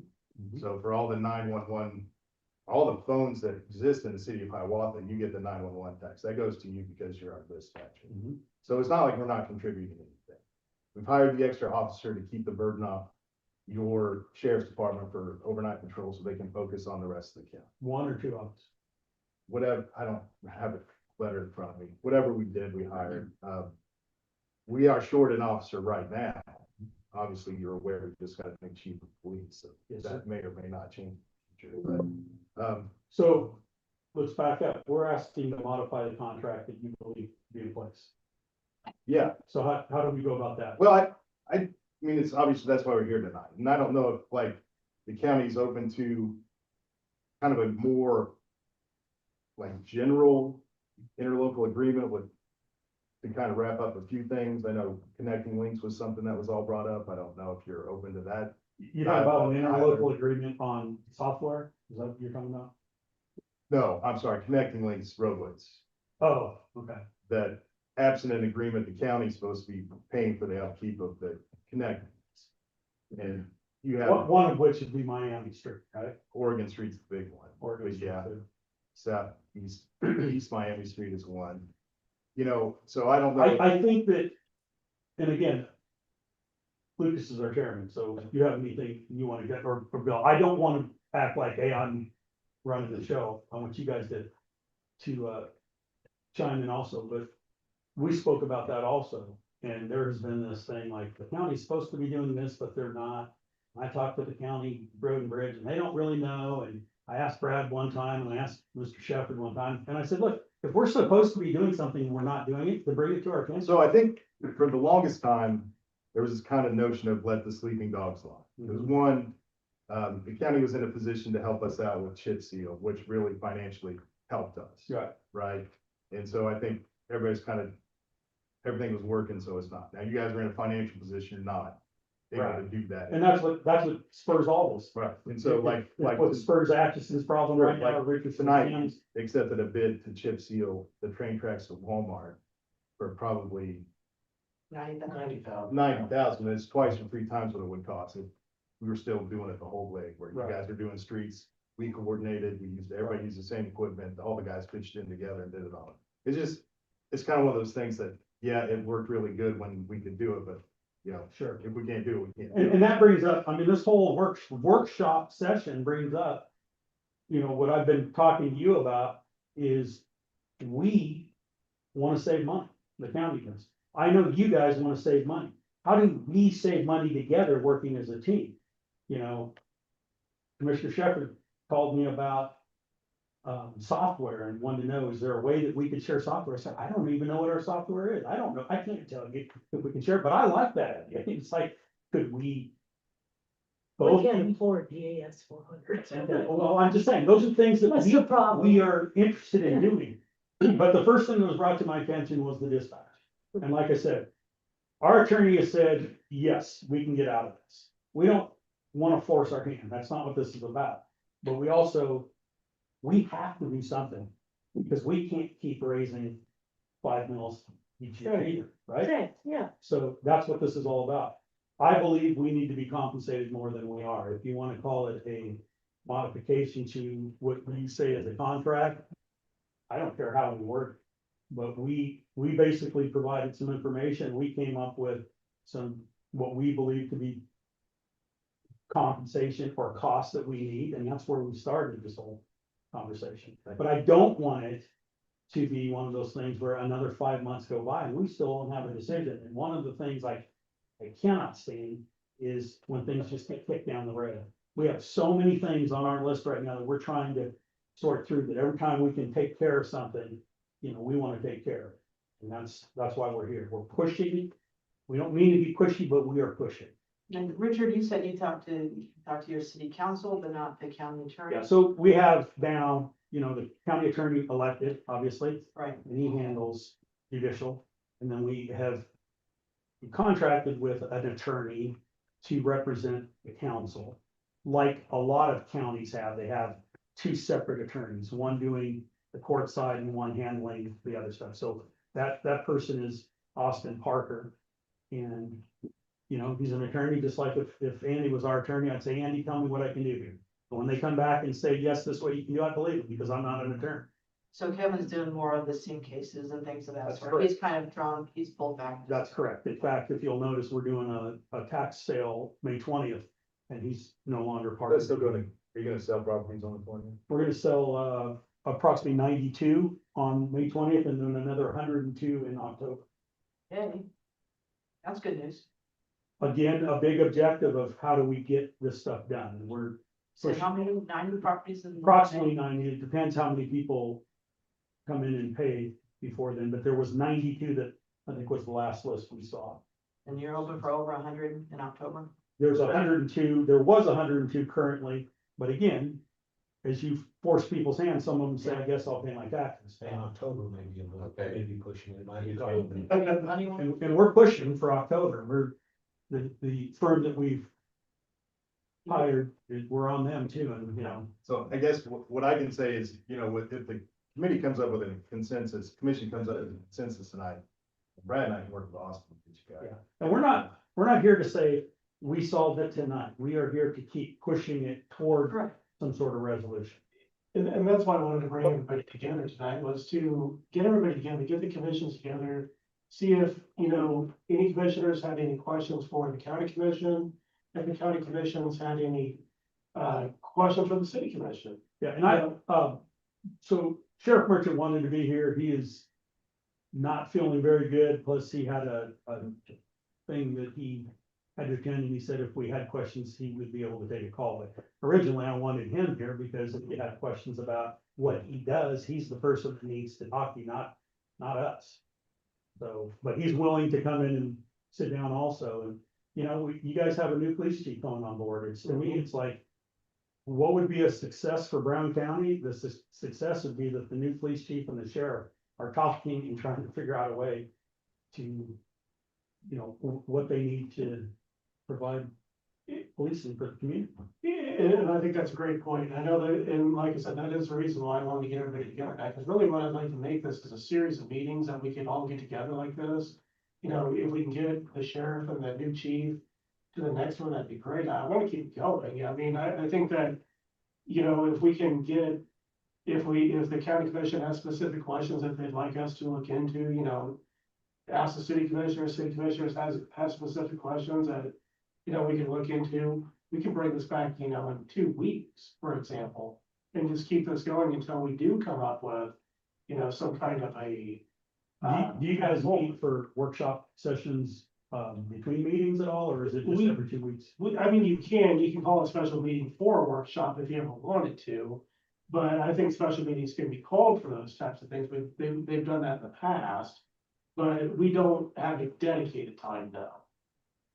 I know you guys meet Thursdays, is that correct? We start doing a second meeting every week because we feel that, as you guys know, so much of the meeting is parliamentary procedure and procedural. So the second meeting allows us to actually say, what problems do we have? And then try to work on those. So the second meeting's been very helpful. Yeah. And of course, I'm not gonna speak for everybody, but, you know, having some of the meetings during the day, it's a little bit tougher for some of the commissioners here to attend.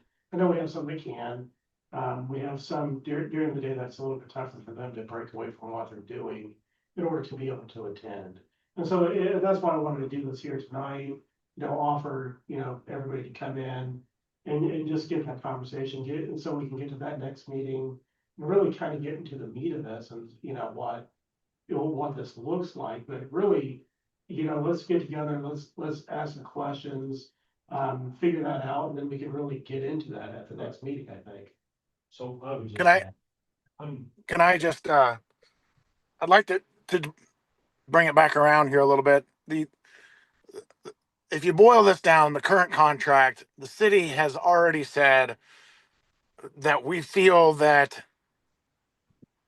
we are going to add 2 officers to compensate for our higher call volume, to compensate for dispatch for the city of Hiawatha above what we're paying for current taxes. So with that, we've established that.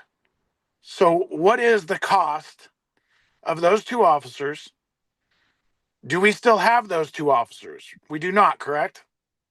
No, one of them we do not know. We do not. We're down 2 officers though, correct? Yes. Okay, so as of right now, we're not in compliance with the deal that we have with the county right now. We can say that. We are essentially taking the money of not having those 2 officers, and we are absorbing that. So what we can do is come up with what those 2 officers cost. And if the county is wanting the money versus having the 2 officers, then it's within the current contract. Or if we need to amend it to say that, yes, we'll give them the money for the dispatch if that's the better deal. I think that when we did discuss this with the county at the workshop session, we're looking for more of a dollar amount with an escalator on something like that, rather than just a personnel cost. Is that correct? Yes, but the escalation is, I mean, like, when we talked about, I have no idea what the escalation is or what we would write here. I just know that contracts that I've always been involved with, if they are long-term, there is always a clause in there that talks about the possibility of escalation. Whether it describes a percentage basis or. Yeah, and this one does. This doesn't talk about anything, and that was, like I said, the first thing is, what about 2030? Because it'll be here before you know it. Are we still be doing this in 2030? I mean, so that's like the second tier. We have to get over the first hurdle, which is, the city attorney is kind of implying that maybe we do have a contract, and the county council saying, we don't feel like we do have a contract. Right. We feel like we have a directive that we responded to and not a contract. I think the original contract was like 1953, or was it 1990? Feels like 1950. Say it was probably 1990. The only reason I'm speaking up is because I was a dispatcher Okay. at that time. And I just want to point out, I don't think the agreement was for 2 officers. It's just that 49,500 we were paying at the time had to be used for law enforcement purposes. We ended up hiring 1 officer. It seemed like a very one-sided agreement when I read it. And I'm not trying to be controversial, I'm just saying, I was like, how is this a good opportunity for the county? And, as a city resident, I don't want my taxes to go up, but as a county commissioner, I want to protect what people have elected us to do. So we're in this situation where, like, Commissioner, he just said, have we ever seen any of these original documents that are supposedly out there? Where do they exist? I gave you a list of what I have on file. I can give you anything. I have seen the 1990 agreement. The 1990 agreements? Yeah. Did it sunset or did it, was it? I'm telling you, Rich, it just wasn't written. I don't know who drafted it. It just wasn't written. Well, we can't go back and, I mean, it is what it is, but I guess the first thing is does the city believe that they, is it your position that you don't need to compensate the county, or you feel like you are compensating the county? I mean, I'm open to the discussion. I don't want to automatically say that we're gonna get rid of 2 officers or not replace 2 officers. I don't want to go that route yet. I want to still be able to discuss other ways we would find funding. And like I said, especially with the new police chief coming in, I'd like to kind of get his input to see where he sees the needs at too. But I mean, Unfortunately- and I get to say, wait till 2030. I mean, you're stuck in something that isn't the best, well-written. I mean, it's silly. Well, not I to also, move forward. I think the police chief's coming in and it's like unfair to him because he doesn't know. He's gotta have some time on the job to Right. get his feet wet to try to figure out what's even going on. So I don't expect him to come in and be able to solve a whole lot because he has no experience with the call volume or anything Right. yet. He would, a year from now, he would be an expert on it, but anyways, I know everybody wants to get going. This is the, Well, can I ask to see what other commissioners think as well? I don't want to be the only one speaking for that, so. I've just been listening. I guess I need to be kind of clear, a little more clear on this. The PD had their own dispatch, closed it. Sheriff's Department dispatched for us. We paid them 49, or the county rather, we paid the county $49,500. Then we get a letter that says, hey, you don't need to pay us the $49,500, providing you use that money for law enforcement expenses. Where's this 2 officers coming in at? It's not. It's not. We ended up hiring one additional officer. Okay, one additional officer for that, okay. So at 9 years ago, we were paying $49,500. And you're looking at, what'd you say, 150,000? And where do you come up with that number at? basically, we came up with a higher number as a percentage, the call volume, 25%. 25% Okay. of our budget, what it takes right now currently to dispatch, which, you know, the sheriff's trying to get more money for his dispatch budget. Sure. But currently, and then we said, well, we're not gonna ask for all that, we're gonna ask for a lesser amount, because again, what we're saying is we're dispatching, so we're trying to offer a benefit at a cost savings to you guys.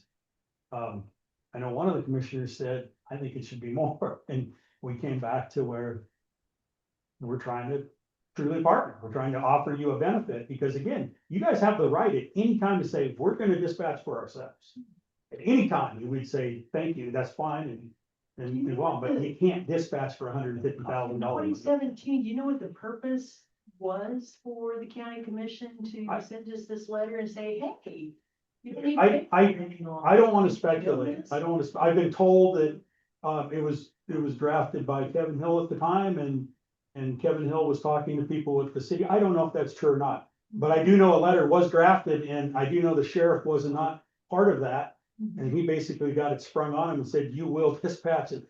You know, one of his beefs was, they never even involved me in that conversation, and Well, I had this conversation with the sheriff too. I mean, the decision of his wasn't, are we gonna dispatch for how long? He was already dispatching for how long. The county commission made a funding decision for the county. So it's not like anything came out of his budget. I know he personally feels that way, but it was, the commissioners at the time, it was, I mean, it's not like he had to take on additional responsibility. He was already doing it. The county's been doing it since 1990. So I know he feels like that. He needed to consult. when were It was you kind of- a dispatch for the city? 87 through 1990, because that's when the county and the city came together and the dispatches closed. My recollection is the county was going to take at least 1 or 2 dispatchers to help out with dispatching from the city. And they made us all apply for the job. Not all of us got the job, but it was 1990. I believe in like July. So again, I look at it as it was a lopsided agreement in my opinion, and again, truthfully, and I know this sounds harsh, I really don't, Richard. I really don't care what happened too much back then, I'm trying to fix what's happening now. And I'm trying to figure out a way that it benefits the county more than it currently is. Oh, totally understand that. I'm just looking at the history, trying to figure out how Sure. we ended up in this particular So it situation. was the original agreement that said, 911 coming into place. but it was the original agreement that said the city was gonna pay the salaries of 2 dispatchers. So my guess is that. I thought it was 2.5. Something, 2.5. And you know what, if that would have been entered in good faith and everybody at the time thought it was the best thing, I understand that. But in 2026, it's not the best. Well, thing. it wasn't about the millions of dollars of equipment back then. Right. It's about the bodies, so. Right. The things, like I said, things keep changing, we keep getting stuff put on us, and the unfunded mandate, it's like, how do we fix this? But when I say it wasn't written well, that's why, Okay, that's why, it just wasn't, right. I mean, there was no forethought to fix it, so. Well, if we I'm all, not opposed to fixing the original agreement, but it needs fixed one way or the other. well, if we all do our job, then in the future, people look back and say in 2026, whoever these guys were, they did a good job of clarifying what should be done. And then there's a clear objective going forward to how, do we get a raise every 3 years or 5 years or 7 years, or, I don't know, but I just know that costs keep going up, and we're trying to figure out a way to make everything work. Chip sealing is another one of those big things, Yeah, I know there's going to be other, other conversations that probably come out of this as well, but I really want to focus on dispatch, but I think there's other ways that, the city and the county can really partner together and, try to keep each other's costs down going forward into the future too. So I think there's going to be positive things that do come out of this. Well, we started meeting with the townships, and already 2 townships, I won't name, but 2 townships said, hey, how about we sell a backhoe and share a backhoe? $90,000 backhoe, and I think that's wonderful. I think those kind of conversations that are happening are being spurred along, whether it's a backhoe or software or dispatching, whatever, they need to continue to happen. Because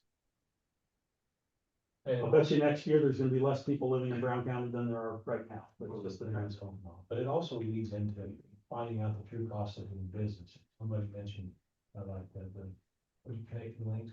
All right, so we've heard this before, but if that's a burden on the county, then I'm not sure why things are set up the way they are, just like this 911 was dispatch agreement. If it's a burden on the city, why is the county paying for it? And I'm not, Oh, no, the connecting links isn't a burden on you. whatever it may be, Mhm. the reason Richard talks is because he's so good at it. Mhm. And we just we've accepted it, No, and we're glad he's there. He's a good representative. But we find that even in our budget, how certain departments may be carrying certain expenses for other departments. And we're just trying to get a true cost of what is the true cost of doing business in Brown County? And when things are commingled like that, it makes it kind of hard to see. Now, whether that's intentional, I mean, we don't know, we don't think so, but it is real. And something like this, the dispatch, is a true cost to the sheriff's office. I keep thinking about how to answer your question from the very beginning. And I think the idea is, will it go down? And it's government, so the honest assessment is it probably won't. Mhm. But part of his budget now, the way my mind thinks about part of his budget, he's not doing some other service in the county to account for this. Well, like I said, our assessed valuation on our home has almost tripled since we purchased it. It's a tough pill to swallow. It doesn't matter where that ad valorem tax goes. So, did you protest your valuation, by the way? Good, Didn't work, well, I'm sorry. so, but yes. Well, what we can take away from this, though, is I believe that we've always had too many officers, and we are down to 2 officers. What is the value or what was the cost of that? And let's present a number to the county of what we can do without raising taxes. That's reasonable for everybody, because I think the county doesn't want us to raise taxes. And if we are down 2 officers, then we have some money that we can do without replacing those 2 officers. And let's get this taken care of and put to bed. I mean, this has been a talk for 6 years, as long as I've been on the commission. We also, we need to talk about something else on the, let's say in 4 or 5 years, is there a way that we can do something to protect, say, another commission from saying that value is worth $250,000 or whatever? I mean, if it is that it's the price of 2 dispatchers, the pay of 2 dispatchers, then that kind of keeps things level, and that might be within the current contract. So I think we're very close, but we need to actually start putting a number value, present it to the county that say, this is what we can do without raising taxes. And let's find out exactly what that number is and have it to them in the next 2 weeks so we can put this to bed before we start talking about budget for next year, because that's gonna be coming quick. Yeah, when we start talking about budget, things like that, I mean, the reason why I don't have the exact numbers, and I'm not going to be able to, and it's just because I don't know if that county valuation is going to be. Nikki knows more about this than I do. We get a letter, I mean, it's just part of the budget process. I mean, but we do get, those county valuations, what that mill is actually going to look like every year. From the county, and there's a lot that goes into it. Have to wait for the audit and things like that to come back. I mean, there's a lot that goes into that budget that's more than just, I can put together something right now that's gonna look completely different in July. For example, is a good way to put it. I still don't have a good idea because of the software that we have, what our end of the year looks like, because we're still waiting for prices to be fixed. And so I can't put together what our actuals look like, where we actually set it right now in order to be able to put that number together. There's a lot that goes into it. It's not that I'm not doing anything. I'm doing what I can at this point in order to Well, get those numbers. my recommendation is you put together something based off of last year's numbers, with the caveat that we agree that when the new numbers come out, that would escalate based off of those increases. That'd be the easiest way to do it, because that's better than just not doing anything. I mean, but I have been doing things, I've been working through, budgets as far as what it looks like, as far as moving dollars around and just coming up with ideas. And so that's what I've been doing, but I just want to let everybody know at this point, those are just ideas. Those are always going to be subject to change, when we actually see what the audit, what those budget numbers actually look like. I guess The reason you I'm- enter a good contract, and when your attorney says this is a good contract, is you protect yourself from, like what Brian just said, is what happens when the next commissioners come in and want more money? Well, you have something in place that doesn't allow them to ask for a certain amount of time. But the ultimate stopgap that you guys have is at any time you can say, hey, we're gonna dispatch for ourselves. If you can always do that. And again, we have no problem with that. That would solve some of our problems, because it would free up some calls also. But anyways, look, I think, can we agree that you guys are gonna meet again in 2 weeks, and by 2 weeks we should have, or do you, There's no way we can give you a number everybody agrees upon until after that. I think right, and I'm not advocating us coming back in 2 weeks. No, I I'm think advocating my that you guys get recommendation would started. be to have an executive session for legal reasons, contracts, negotiations, and then for after that. That's, I think, as soon as we'll be able to do. Yeah, that's fine. We didn't come here expecting to resolve this tonight. We came here to try to get everybody on the same page.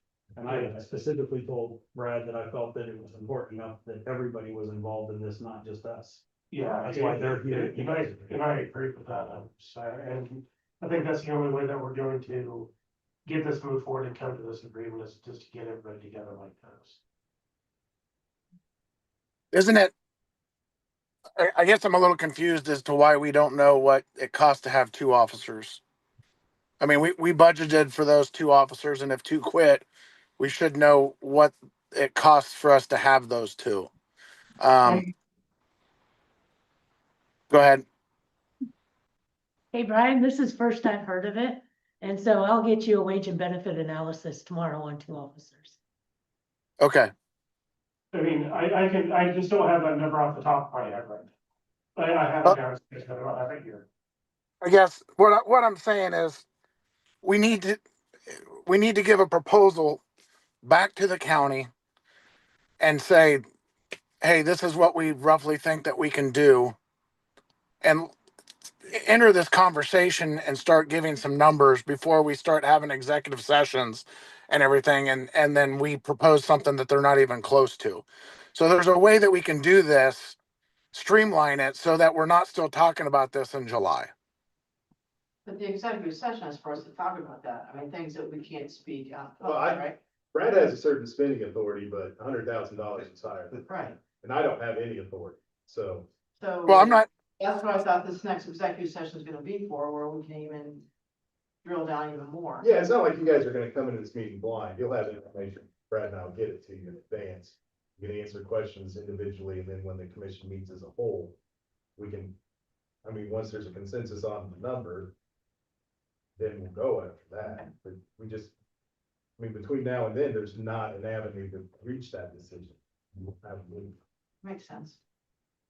And we don't need to keep, say any more of your time if you guys wanna talk about it. Well, I mean, we're moving forward though, I feel. Yeah, we are, definitely. I just don't want you, if, we've said what we wanted to say, so we can leave and let you guys finish your business and all that stuff. I don't want you to feel like, I think my main point of this tonight was just to talk to the county. Of course, the city commissioners can talk to me afterwards if they still feel like they, have more to discuss, but I really do appreciate everybody coming tonight. I know that it's something that's needed to happen for a while now. Something probably needs to happen more often, where we all get together like this and we can, discuss some things and figure out ways to move forward. No, I appreciate that all of you, the commissioners came and that you're willing to come to this meeting instead of having us come to yours, because it's. well, it's a much difficult to nicer, get out during the you day. guys have a much nicer place than me. We're in a little corner. It's historic. How many, is it, do you have 8 dispatchers currently? Is that correct? You need 9 to run 24-hour coverage. Brian, I honestly don't know, because he said he's down one, but we could call Sheriff Merchant if it needed to be answered. I mean, just to work that many hours. I thought it was. No, I know, it's 7 days a week with 3 shifts a day. Yeah, So, you need that. Right. it's a, I thought it was 5 or 6 when I posed that question. Okay, well, the reason I ask is if we're basically, I don't want to say obligated, but let's just say that we're on the hook to pay for 2. We've come to terms that 2 dispatchers is the price that we're going to need to pay. I mean, could we have something in the contract just saying that we're going to be locked in at 2 dispatchers, and we're going to take an average of, if we have 8 dispatchers, we'll take an average of the 8, and that's basically what the city pays for 2 dispatchers. So this basically prevents, like, let's just say a dispatcher's been there for 25 years and they're making $10 more an hour than everybody else.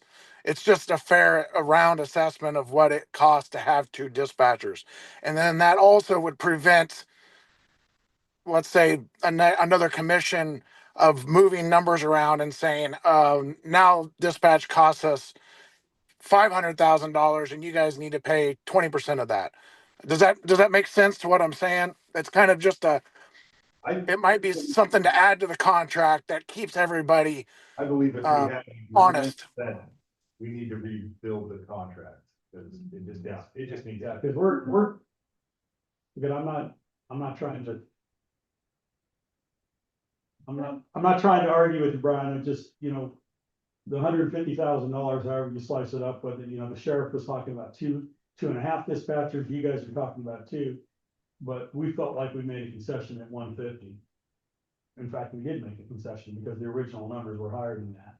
So negotiations are, you guys come up with what you think is fair, and then we rebut it and tell you what we think is fair, and hopefully we can come to an agreement somewhere in the middle. But that's where we are kind of right now. Right. I'm just saying, we don't want to have this conversation every year and if we say something like, hey, an average of the dispatchers is the price, that kind of just takes the negotiation out moving forward for further commissioners. Yeah. It has to be, and I think legally, if you go into any agreement that's over a year, don't you have to do something, Andy, because as we don't know what our budget is next year or the year after that. Yeah, So, it's gonna comply with catch basis. right. So, Anyways, anyways, all of ours do, all of yours do, right? Or did you have something else to say? Well, I just think we're looking at a dollar amount rather than the 2 dispatchers, 2.5 dispatchers. I mean, they're looking at 150,000. Is that the agreement that you folks have come up with? that was where we came up with what we thought was a fair percentage of what we're spending currently on dispatching. And that was with the discounted rate, yes. But again, you guys have, Matter of you guys fact, have, we When I was on the That's in committee. our finances and our graph with things, so. they were 34. We like your number better, Andy. I would, When I was on the committee, it was 34%. well, maybe we need to go back in, maybe we can list it's actually higher than that. I think I'm trying to. Seven chambers. Okay, you guys have anything, Nikki? Do you have anything? Yeah.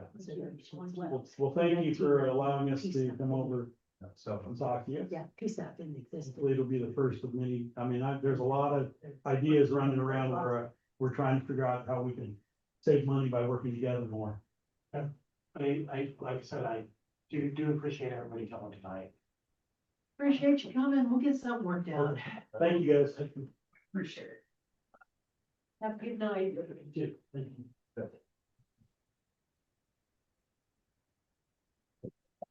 See if they work.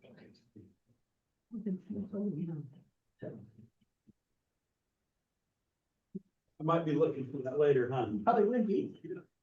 Thank you.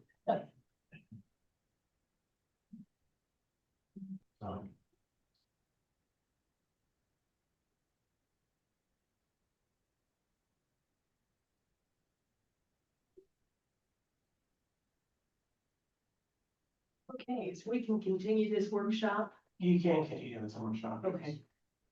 And listening to what Brian had to say, I think we've all been in agreement. I know that I have, I know he has. We have too many police officers, we have too many patrol cars. We have as many police officers to police the city of Hiawatha as all the sheriff's department does to maintain the entire county. You know, I don't see anything in the world wrong with dropping 2 positions from the patrol, from the force right now. And meeting their 150,000, being done with it. So do you mean not dropping an additional 2 or just staying where we're at? We're short 1. Right.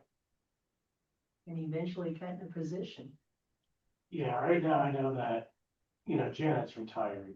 and we're not filling We that. have not filled that position. I mean, we haven't advertised for it, I have no plans to do so. That's when Mickey was still here. He discussed it with me then, and that was, that's what we had done. Kind of knowing that we had some things on the horizon that were coming up. It was going to be, at that point, I mean, it was impossible to come up with, what it was going to look like, but we're getting closer now. And so, like I said, that has been discussed. We have not filled that position. We have the plans to fill that position, but that's where we're at. Should this 150,000 take into account that $80,000 that our taxpayers are already giving? They open Is that for the the PSAT 911. 911? I mean, we're So already, that totals that, you said how much, Andy, I'm sorry, I can't hear you. Somewhere around, I think $70,000 to $80,000. So if their budget is from your cell phone, from everybody in town cell phone. Or landline, yes, I still have a landline, so. But, I mean, should that be taken into account as well? And I really, with Brad on this, I don't think this should be a one area discussion. They owe us money for Oregon Street, they owe us money for East Miami Street. They get state dollars to fund the repairs on these roads. We don't get it. Right, I mean, if you want to move forward with a more comprehensive, whatever you want to do, just tell us, well, Brad, I'm gonna take care of. Well, I've always wondered about the streets. I mean, that's been talked about since I've been on there. It literally has been, everybody was it was shaking out about the same for everybody all the way around. That's why nobody did anything about it. But when they made the decision they're not gonna help us with our chip seal, that turned a $30,000 project into a $90,000 project. And it's not getting better for them, but it's certainly not gonna get any better for us, so. And then the Do point we- you were on about taxes, our taxes going over, is that what you're talking about, Yep. 911? Or are we talking additional? No, I'm talking additional, in order, unless we can find the $150,000 already in money we're budgeting. So, which it might be if we cut police officers, whatever, that 150,000 might be there. But if we don't cut them and we have to still have police officers, we have to come up with 150,000 somewhere. That's roughly, very roughly, 5 mils. We would have to increase. It's less than a mill on the county side, but it's 5. Yeah, yes, I mean, so it goes, a mill goes by your tax base, and our tax base is.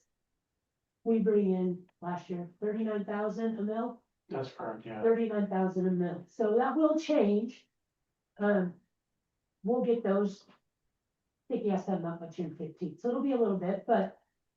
I mean, the assessed valuation for residences are shooting through the roof Mhm. this year, so our city's assessed valuation, I think is gonna be more in the neighborhood of $42 million. I would think so. Which Mine Make a mill alone, for us 42,000. our home alone went up 7. Yeah, mine went up 25. My folks went up 20. I mean, we're Yeah. not the only ones, everybody's in town that's doing that. So, Right. So on top of what we're already going to be paying, So on top of the 911, we're gonna, they want 100. Well, so I think Dawn and our argument has always been, I want the 35% of the ad valorem taxes in this county come from the city of Hiawatha, right? So 34% of their road and bridge budget, 34% of their sheriff's budget, we're already paying on. The city of Hiawatha is. Is they don't value farmland the same way they do your house. It's not an assessed valuation, it's a use value. So if you have a $3 million farm tract, you don't pay taxes as if it was worth $3 million. It's about 20% of that. So yes, although the bulk of the county is outside of our city limits, we still provide a good solid third or more of tax revenue, the ad valorem tax revenue for the entire county. Right? Plus 90% of the sales tax is in this county is generated within the city of 81% is generated within the city of Hiawatha. We get a 1.5, but the county gets a percent. 1% of the sales tax goes to the county general fund. So, I mean, yeah, I think we're funding some of that already. But then again, like I said, this has been on the table. We've talked about it from Brian's right, and I've been to the county commission twice and talked about it once. Becky wants with Brian, so.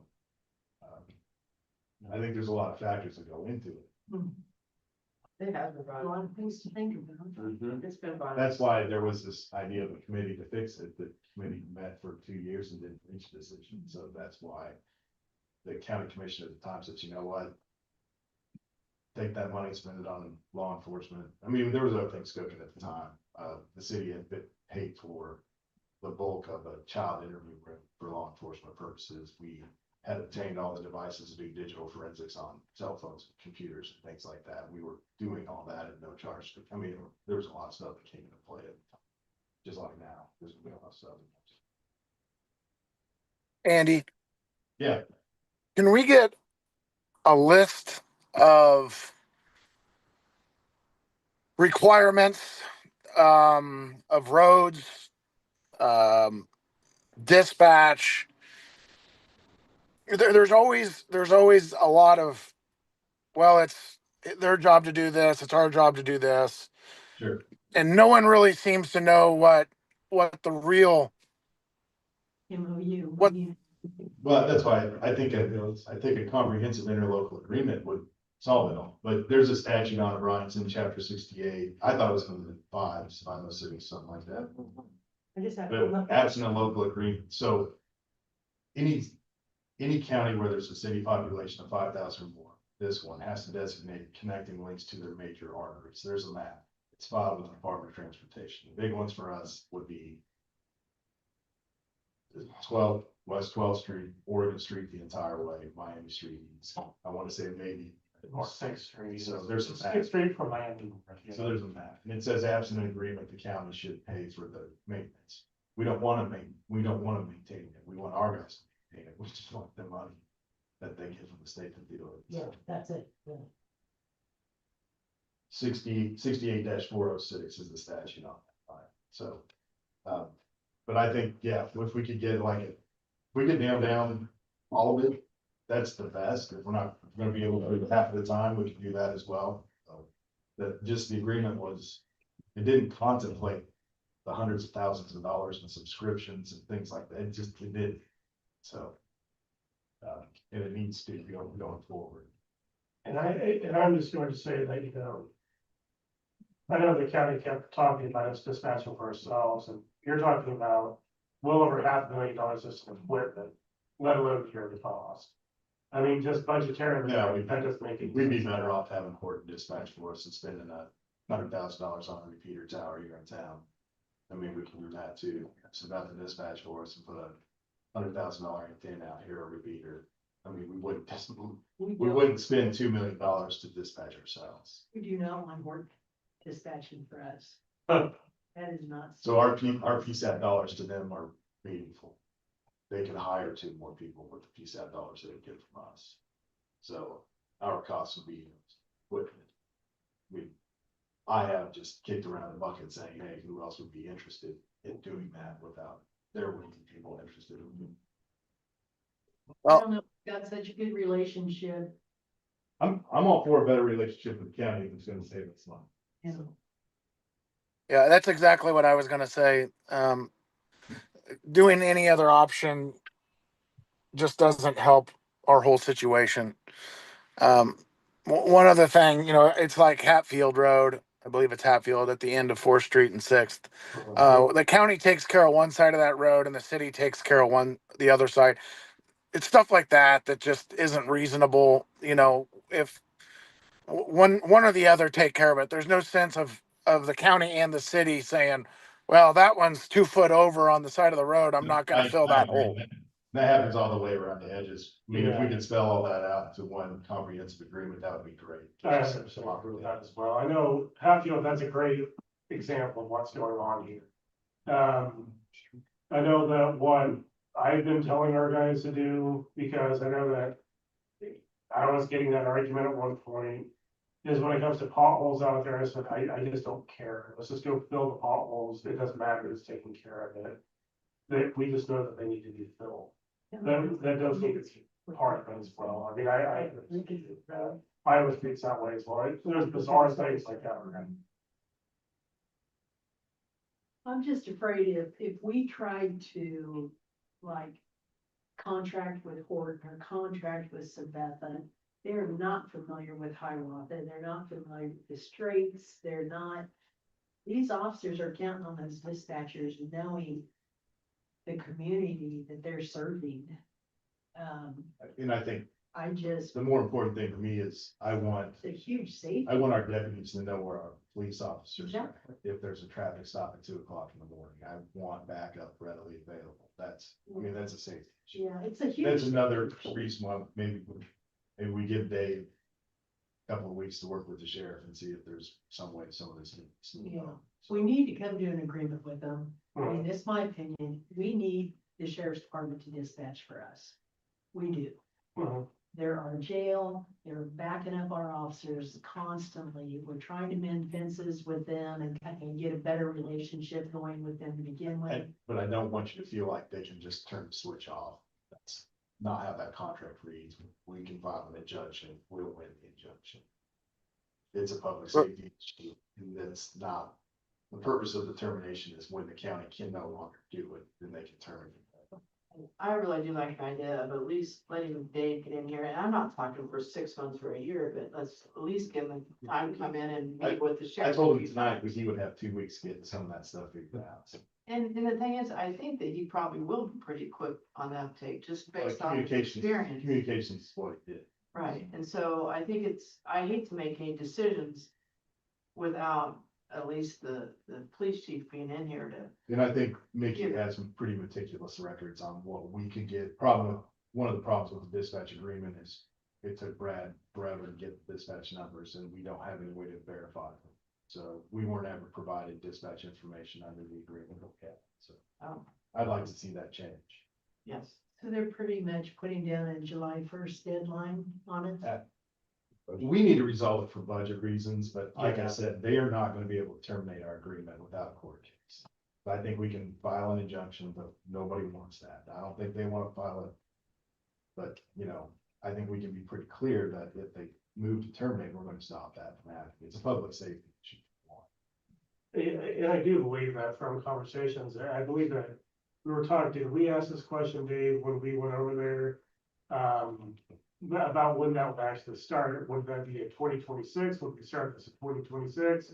Or 2027? I believe the answer we got was 2026. I think so, yeah. So they're wanting that to start this year.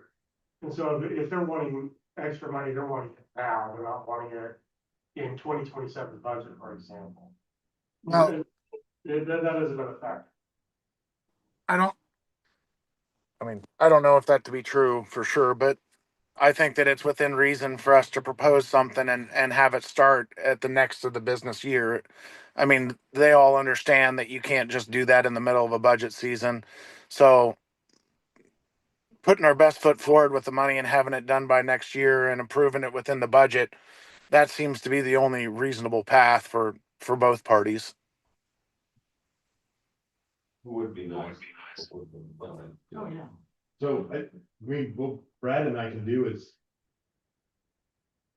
I don't wanna say like a shotgun pattern approach, but I think that's really what we need, given the truncated time frame, is to kind of.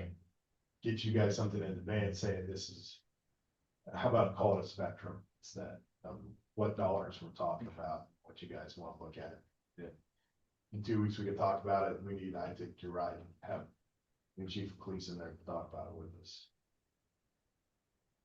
But we're still, it's still May, so we have time to move forward. Well, what about, Dave Wilson's? But the budget for him, was that, did he did he retire last year or this year? I don't remember. We didn't have, And we did not budget for it. we're not budgeting for his position this year. Yeah. He's not in this year now. We know what 2026. No, it's key. But that would give the new chief an assessment of his personnel needs too. So. He's pretty quick. I think he'll pick up on it pretty fast. Oh, I think so too. But why don't, is that okay if maybe Brad and I take a look at it? Hey, this is what, if we refuse their offer all the way, start there and give you options all the way up to, this is giving them what they want. Start with. Okay. Yeah. And if it's possible, give it to you, so let's look at it. But I think that would be the best way to move forward, just see what your options are. Sounds good. It's going to be very general. I can just speak to it right now. It's going to be not filling that position, and it's going to be cutting some CIP stuff. What we were doing with, what we had done with kind of a replacement cost, some of our things would have to go away.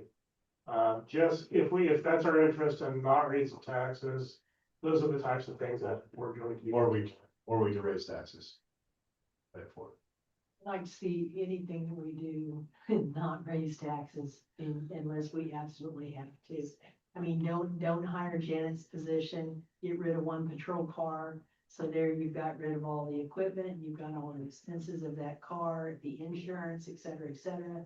There's money saving avenue there Okay, alone. yeah, We're just not gonna be able to cut and those are the I'm types of. sorry, Andy, We're not gonna be able to cut $150,000. That doesn't. but I'm just looking Yeah. at But I think across the board. there's a combination of stuff, especially maybe. Every little bit will help. Maybe we ask for some credit for our PSAP money and things like that. Right.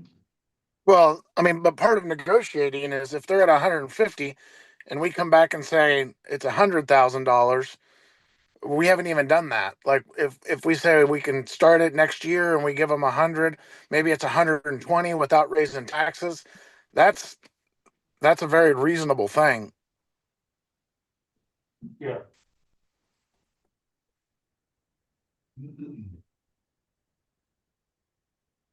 So in the meantime, do you want us to start looking at some connecting link stuff? Like we get it all on the table. Yeah. And the ambulance is supposed to be their responsibility. Yeah, I was looking at that today, but yeah, ambulance is supposed to be their responsibility. I just couldn't find it to lock it down in the statute today. We pay for some of Duke's stuff, and I don't think we're required to do that. We do that as a courtesy to our residents. But we don't give them as much as we used to. And then I think he got a big county bonus for a South Brown County station. I don't know if it exists yet, but like a couple $100,000, so. Do we give 25,000 now? I don't know, I was, I thought it was like 34. I was gonna say 30 to 35. I thought it was like 34 something is what we. Yeah, I think it would just went up slightly. It might be, you could be correct, but I think that's a possible, I looked at that agreement today, I wanna say that's about right. 34. because I think the county, do they give 600 now, or is it 300? It might be 6 now, because they added. I believe it was 300, and then during COVID, it went to 600. I thought it went up this high. But yeah, because they talked about putting a south station in, not getting done that.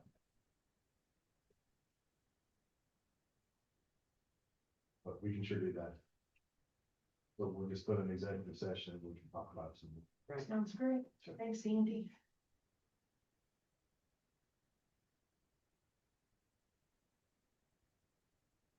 Anybody have anything else? I'm cold. I'm cold. Have to go move all that. I don't. Get cold quick. I don't have anything else for now. Thank you, everybody, then.